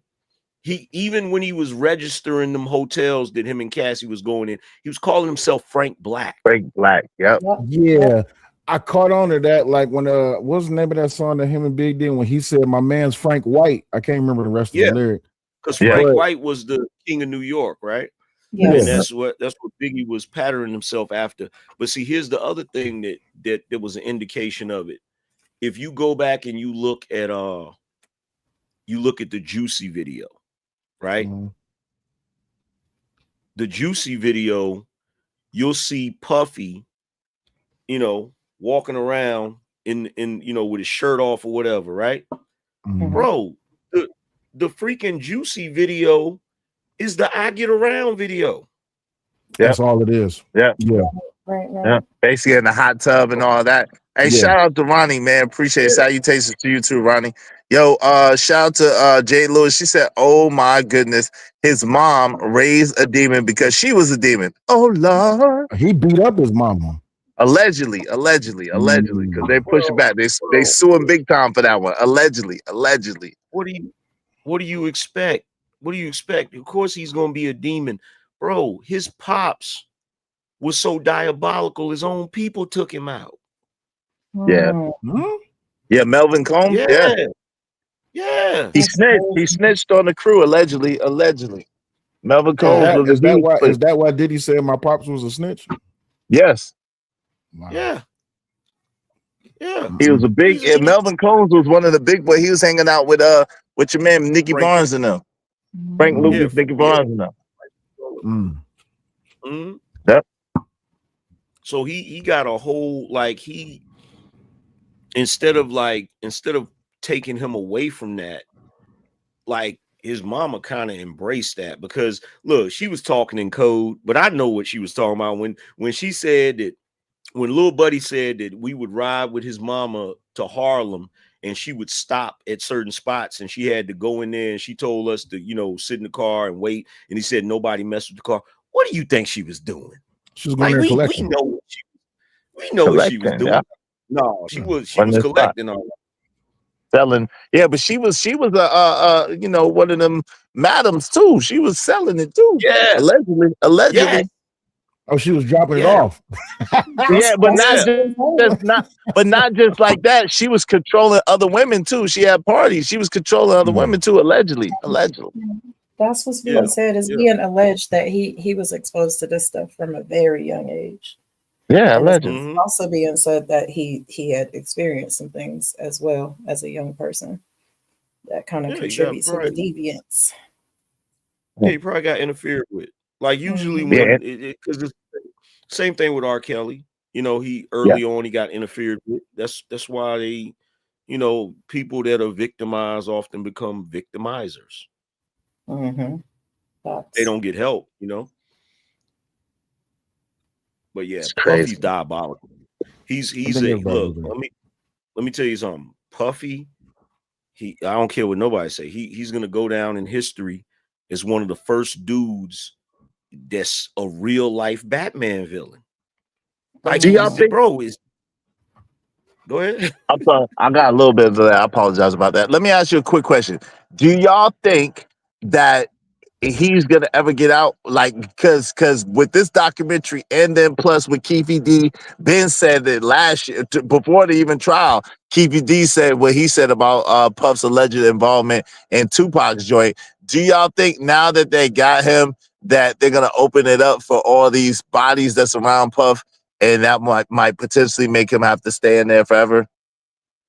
How likely do y'all think they're gonna do? I think what they're gonna do is they're gonna wait right until it's almost time for him to be released, and then they're gonna hit him with some new charges. Oh wow. That's what they're gonna do. Here's the thing, you gotta show. I think the closest thing you can come to that is Kurt booking all of those rentals to go to the spot where everything was going down. You got to show irrefutable proof of that. And on top of that, the situation that happened with Pac, what was the dude's cousin name? Orlando. Yeah. The situation after the Tyson fight where they got into the fight. He's gone, but Keith is still alive. You have to, right? Yeah, you have to put not only the gun in his hand, but you also have to show where is the verifiable proof that that came directly from Puff, other than the fact that in a room of 40 Crips that he told y'all that anybody who get pot get $1 million. Nah, Um, but the money, if they could show that payment, that $500,000 payment, that's a wrap. Because allegedly Vaughn sent that $500 payment. So you know what I'm saying? $500,000 payment. So if they show that, that's, you know what I mean? I Yeah, don't but know. Von If they can Von find, gone if though. they can Yeah, find Vaughn's passed away. if it can, yeah, but see, a lot of people was trying to say, oh, well, they can't hit him with conspiracy or they can't do this because the people never got paid. It doesn't matter if they never got paid. If they can show the paper trail that money came from Combs and went to somebody, it don't matter who it went to. If they can show the paper trail of that money, they got a case. Yeah. I wouldn't call Diddy's career a success. I would call it manipulation. Hey, shout out to hold on. Shout out to Daily Rundown. He's Simp God. Yo, what's up, down? He said, I don't rock with 50. He jealous of Diddy's success if we keep it 100. I disagree, but go ahead, Sal, you got it. And I know Angry Man want to answer that. What's up, Blanco? What's going on? Good. You got it. Yeah. I wouldn't call Diddy, I wouldn't call anything in Diddy's life a success because everything that he got, he manipulated his way into. You see what I'm saying? You pay attention. I think, and I could be wrong about this, but when I was paying attention to the documentary, his go-getter attitude, especially that he showed to, I might pronounce the dude's name wrong. Is it Andre Harrell? Yes, Andre Harrell. Yes. When he got it for how he showed his go-getter attitude to Andre Harrell, and then little inside note, y'all remember that the thing that happened at the school where they had that the city college thing. Yeah. My uncle was there that day. He actually called me. He was like, "Is you watching the documentary?" I said, "Yeah." And he was like, "Pause it at this point." And he was like, "I'm right there." He pointed out to me in the outfit and stuff like that. I was like, "Damn, you was there." He's like, "Yeah."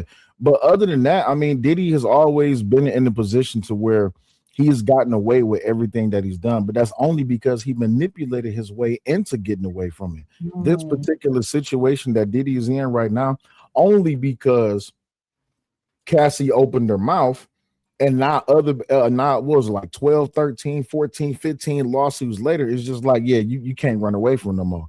But you're going to have a hard time pinning Pac or Big on Diddy. But as far as the 50 being jealous of Diddy, I doubt that.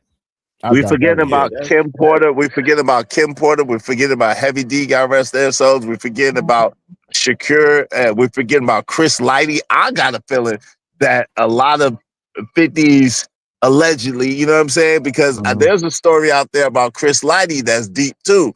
Rest in peace to Chris Lighty. So, and you know how close Chris Lighty and Fifth were. So I got a feeling that allegedly, you know what I'm saying? There's some skeletons, bro. There's some skeletons. They try to cover it up, but I'm just saying it might not just be that, and it might not just be Big or Pac.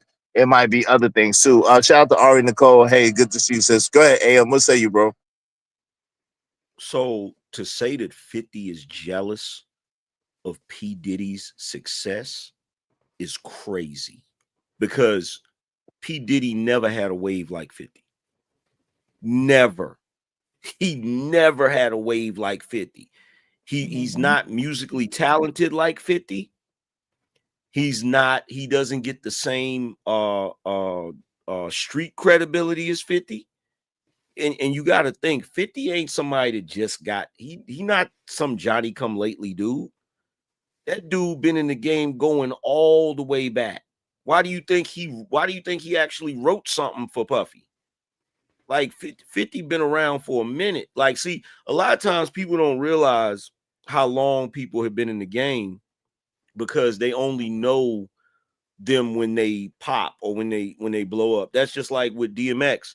A lot of people don't realize DMX was rapping and doing little shows back when he did the same. He performed at the same high school. He performed at the same high school show that Busta and them performed at when he was part of Leaders of the New School. So a lot of people don't realize a lot of these cats be in the game forever before they actually pop, before they actually blow up. So to 50 is P. Diddy's peer. He's not below him. You know what I'm saying? It's not like he's, P. Diddy and then 50 came along way after P. Diddy. No, I no, disagree on he that. was. You disagree? How's that? I think Diddy is below 50. But then again, I would think that Diddy is below every a whole lot of rappers, and that's only because of how Diddy felt about himself. Diddy wanted to be a rapper. He didn't respect anybody that actually rapped. What was the dude's name? The bald-headed brother with the beard. Talking about Black Rob? No, the light skinned dude, the bald Oh, headed you guy. talking about Mark Curry? Mark Curry. Mark Curry, when he pointed out the fact that he was like one of Diddy's biggest irritations is that he didn't want to just be a producer. He didn't want to just be he wanted to be a rapper. But the thing was he couldn't rap. And if you was to compare a lot of rappers style and how they deliver and even the success that they find with just being a rapper alone, Diddy don't compare with that. Now, money-wise, business-wise, everything he finagled himself into, fine, I can give you that. But as far as that rapping thing, Diddy wanted to be a rapper so bad that was one of his biggest letdowns. He said that in the documentary, if I'm not mistaken. Give me one quick second. Go ahead. I'm sorry. Shout out to Narrative Dialogue. She said, Izzy, even Violator died mysteriously. Remember, yeah, everybody around Uptown Records and that whole era around there died mysteriously. Almost everyone except for I'll Be Sure, which he was in a coma for God knows how long. And who else survived? I think I'll Be Sure and Puff is the only two survivors for real from that. But Mary J. Blige.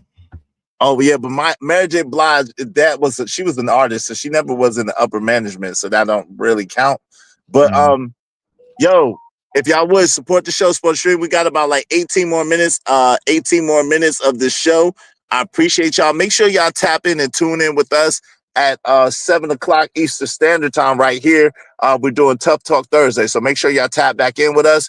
But we got about 18 more minutes of the show. Support the show, support the stream. Now, I mean, let me let Daryl get in here and tell us why he thinks that that 50 would possibly be jealous of Diddy. Go ahead, Daryl. You got the floor. What say you, bro?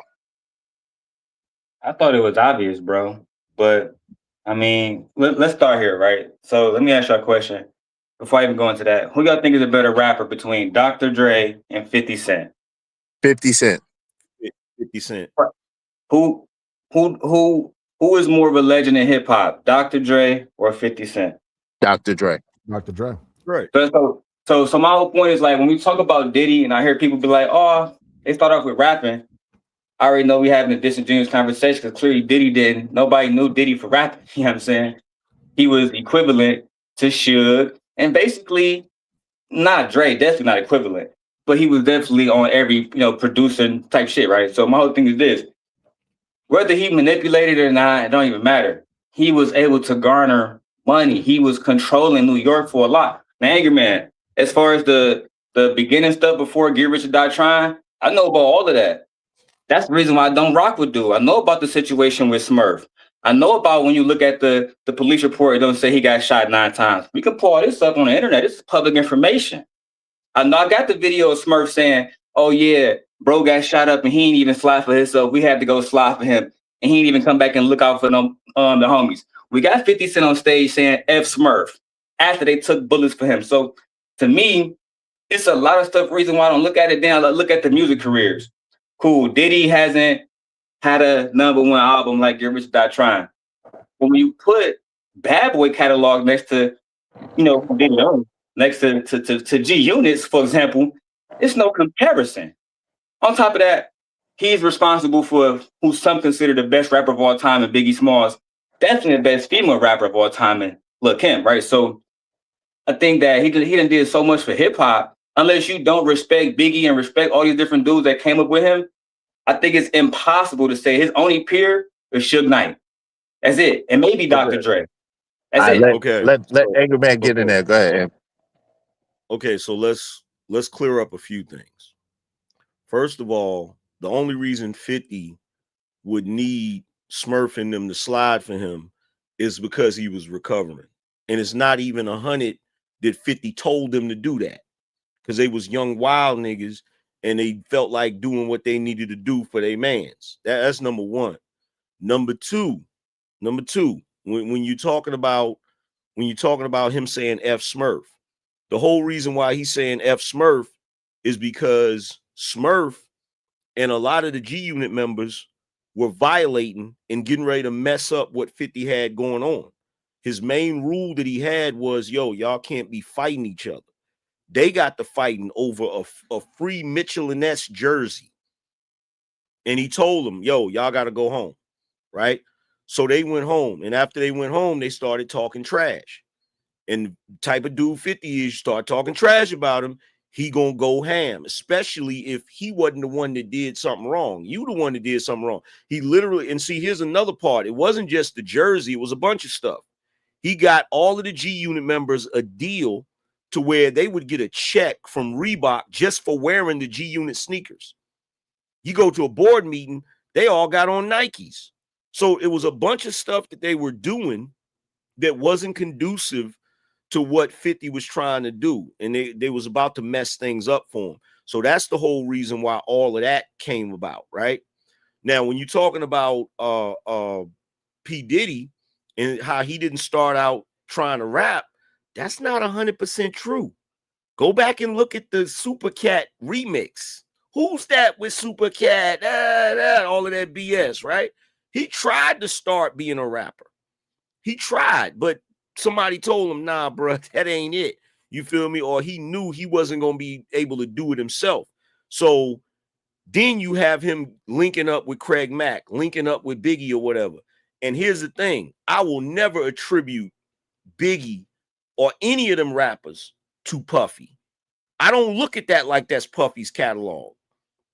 I look at Puffy's catalog for what it is, which is his music. You feel what I'm saying? And when I look at his music compared to 50's music, and I look at his impact compared to 50's impact on the rap level, it's like, nah, there's no comparison. 50 beats him. Even if I look at it from the aspect of being a music mogul that has artists under him, he still doesn't compare to 50 because 50 didn't screw over his artists. 50 made sure his artists got paid. He didn't do his artists grimy. You feel me? And that may be the reason why he didn't get to Puff's level as far as being a music icon, because he said it himself. He said, yo, I suffer because I don't do the traditional music business model, which is to screw over your artists. You feel what I'm saying? So a lot of them dudes that you see that have become these humongous icons were dudes that screwed over their artists. He wasn't one of them. So, I mean, we could debate all day as to whether or not 50 is jealous of Puffy for whatever reason. We'll never know that because you can never know a man's heart. But at the end of the day, I don't see logically how he would be jealous of Puffy as much as he probably just doesn't like Puffy because of the way Puffy move and the way Puffy act and the individuals that he's cool with that Puffy may or may not have played a role in screwing over or causing their downfall.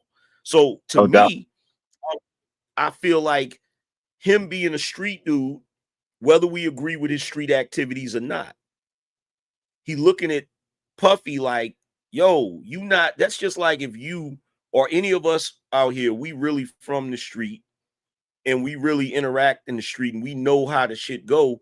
And then we get into a business and there's a dude in that business that we know ain't a street dude, and he's pretending to be one and paying people to do his dirty work for him. And now he threatening you or talking to you crazy. You're gonna look at him like, bro, what you think you doing? Like you ain't even built like that. So it's a few things in my opinion. I don't think it's jealousy. I think he just genuinely don't like him. Didn't they say in the documentary, Respect that or I opinion. think You know what I'm somebody? saying? Like, Hold on, Daryl, real quick. okay, my bad. Go ahead, Sel. Sel was trying to talk. Go ahead, Didn't Sel. they say that in the documentary on somebody's interview that was one of Diddy's like letdowns? Is pretty much it's just like corporate wise, Diddy was that guy, But as far as Yeah. like when it comes to understanding the streets and how the streets move, that's where he like kind of deferred. Hence why it is that even when it came down to the whole situation with Pac, that's why he really wanted to do business with Pac, but Pac didn't want to do business with him. Hence why it is that he was jealous of the friendship that Big and Pac had, and Diddy situated himself to where he can cause a breakup in between that. What was the name of the studio where Pac got shot at the Quad first time? Studio. Quad Quad Studio. Studio. So the whole thing with Diddy even being there and then trying to facilitate and orchestrate and paint an illustration of himself and his company as being innocent to the whole entire thing, Diddy didn't know how to move in the streets. Now he knew how to get people in position to get things done for him, but one of Diddy's biggest downfalls is he didn't pay nobody. And when it came to the music industry, that's what he was legendarily known for. That situation with what's that boy named Lil Rod, over $29,000. That's small money compared to what it is. And then to hear the voicemails, I think that was the crazy part. When Diddy was like, "Yeah, man, I just ain't got it right now." How you ain't got it? You supposed to be Mr. Mogul. You supposed to have it. And then as it went on, the longer it stressed out, it's like, yeah, I don't see how you could do me wrong like that, bro. You've been doing people wrong for years. I've never heard a complaint from anybody in the music industry ever say, yeah, 50 don't pay. He pays. Yeah, So I he'll think pay. that's Diddy's biggest problem. He wants to be, I think that's the only thing that he does not have that sits well with everybody is that he don't rap. He can't rap. And look, here's the other thing about 52 with the whole artist thing, right? The reason why 50 was not going to get as much out of his artists that Puffy got out of his is because if you don't want to work, 50 gonna just let you do what you do. He not gonna push you to work. You know what I'm saying? Like if you was linked up with 50 will put you in position, but you gotta work. If you're not gonna work, he not gonna 50. The only person that 50 was willing to push to work was Lloyd Banks. Yep. But everything he was telling Banks to do, he wouldn't do it. You know what I'm saying? Like he said, yo, Banks, either his father or his grandfather passed away, and he said he went into a depression, and he said, I literally had to go to the boy's house and get him to come out of the house and motivate him, and that's when he came out with Beamer, Benz, or Bentley, right? But he wasn't going to keep doing that. You know what I'm saying? Because like, look, when you come from that hustler mentality, you know what I'm saying? You're not going to try to make somebody work that don't want to work. You just going to look, all of the stuff. I'm going to tell you what I see 50 doing. All of the stuff he wanted his artists to do that they wasn't willing to do, he said, screw it, I do it. Because he was trying to get Banks to be on the social media thing, but he wouldn't do it. You know what I'm saying? And see, Puffy is different because what Puffy will do is he'll put you in a position where you ain't got no choice but to work. Because you ain't got no money. You got the fame, but you got no money. So he'll put you in a position, put you in a slave deal, and then he'll use you up and then toss you away and go to the new next thing. You know what I'm saying? And that's why he was successful at it, because he was so freaking predatorial. Hey, give me 1 second. Hey, shout out to the Mensphere algorithm. Hey, algorithm unfiltered, bro. I'm about to shut it down in a moment. I'm gonna let Daryl respond and let everybody give like 1 minute of their last words. My son's about to come in the car, so I apologize, man. Holla at us later, brother, for sure. Go ahead, Daryl. You got the floor. 2 minutes, brother, and then I'm gonna let everybody say the last words. I appreciate y'all coming up and kicking it with me, and shout out and get happy birthday to my man Kojak 313 the Great. Make sure y'all show love to Kojak 313 the Great, because he show love to so many of us, so many channels. All right, Daryl, you got the floor, bro. And my thing is like this, right, Izzy? I would play them niggas too, right? If you hear I'm playing niggas and you come around still want to do business with me, that's on you, dog. You feel me? You gonna get played. It is what it is, right? You a puppy, what you gonna do about it? Except cry about it, right? And you still ain't get your money back, even after 50 aired your documentary crying, right? So my whole thing is this, right? When I look at Diddy, he done put the way I grew up, it was Death Row, Bad Boy, period. And when they talk about the top 5 rappers, they don't even mention 50 name. They don't mention nobody near 50, right? And on top of that, you had Dr. Dre help. You had the best producer, some would say, of all time help, and you still didn't really get that far outside of Givers and Die Trying. Dr. Dre only produced 50 tracks. My man Jeruz from Raleigh, shout out to Jeruz, produced a lot of 50 tracks. Shout out to Jeruz. But yo, That's Dr. probably Dre why the only career produced went 2, down the maybe drain. 3 50 tracks. But also, that's why the career went down the drain, bro. That's what it is. He just not that good. You know what I'm saying? And it's like when you think about projects. You saying 50 not that good? Yes, he was. He's extremely overrated. Jadakiss better than him. The whole Lock's better than him. That's a fact. You're bugging. You're bugging. The reason you was born on the west side. Right? You was born on the west side. Detroit, I know for a fact. G Unit can never compete with Bad Boy. Not today. Not yesterday. Not whenever. It is what it is. G Unit had a wave Bad Boy never had. Never. Bad Boy was big, but that wave G Unit had was crazy, bro. And look, here's the thing. Let me just say this, right? You're leaving out the New York politics, okay? There's a reason 50's name will never come up in the top 5. The same reason Pac's name will never come up in the top 5, because New York felt like 50 violated. If New York looks at you like, first of all, 50, he signed with Eminem. He was over on the West Coast. He doing music with Dr. Dre, and he's beefing with New York artists. So guess what? New York frowning on that. So they're never going to give him that top 5 slot. They're never going to give him that. Same way they're never going to give it to Pac, because they felt like Pac traded on him.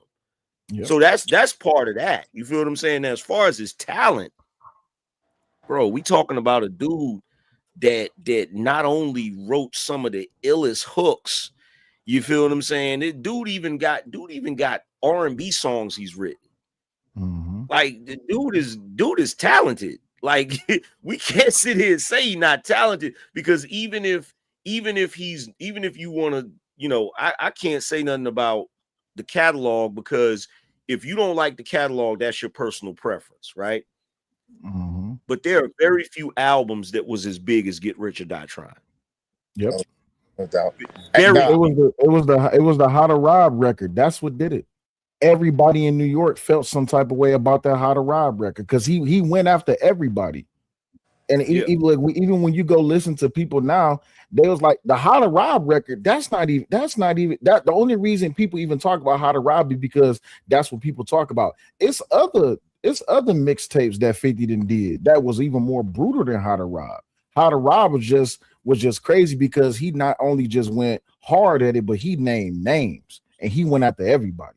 No doubt. Hey, I appreciate y'all so much, man. Queen Sanaa, what's your last words, man? Y'all make sure y'all check out my man Angry Man Say Like podcast, the Daily Rundown down low, and also Queen Sanaa, OG Do Dirty as well, man. Subscribe, and I hope y'all subscribe here. What's your last words, Queen Sanaa? I appreciate y'all hanging out with me. Come on, son. Yeah, I definitely would say 50 came in as a villain and he stayed that way.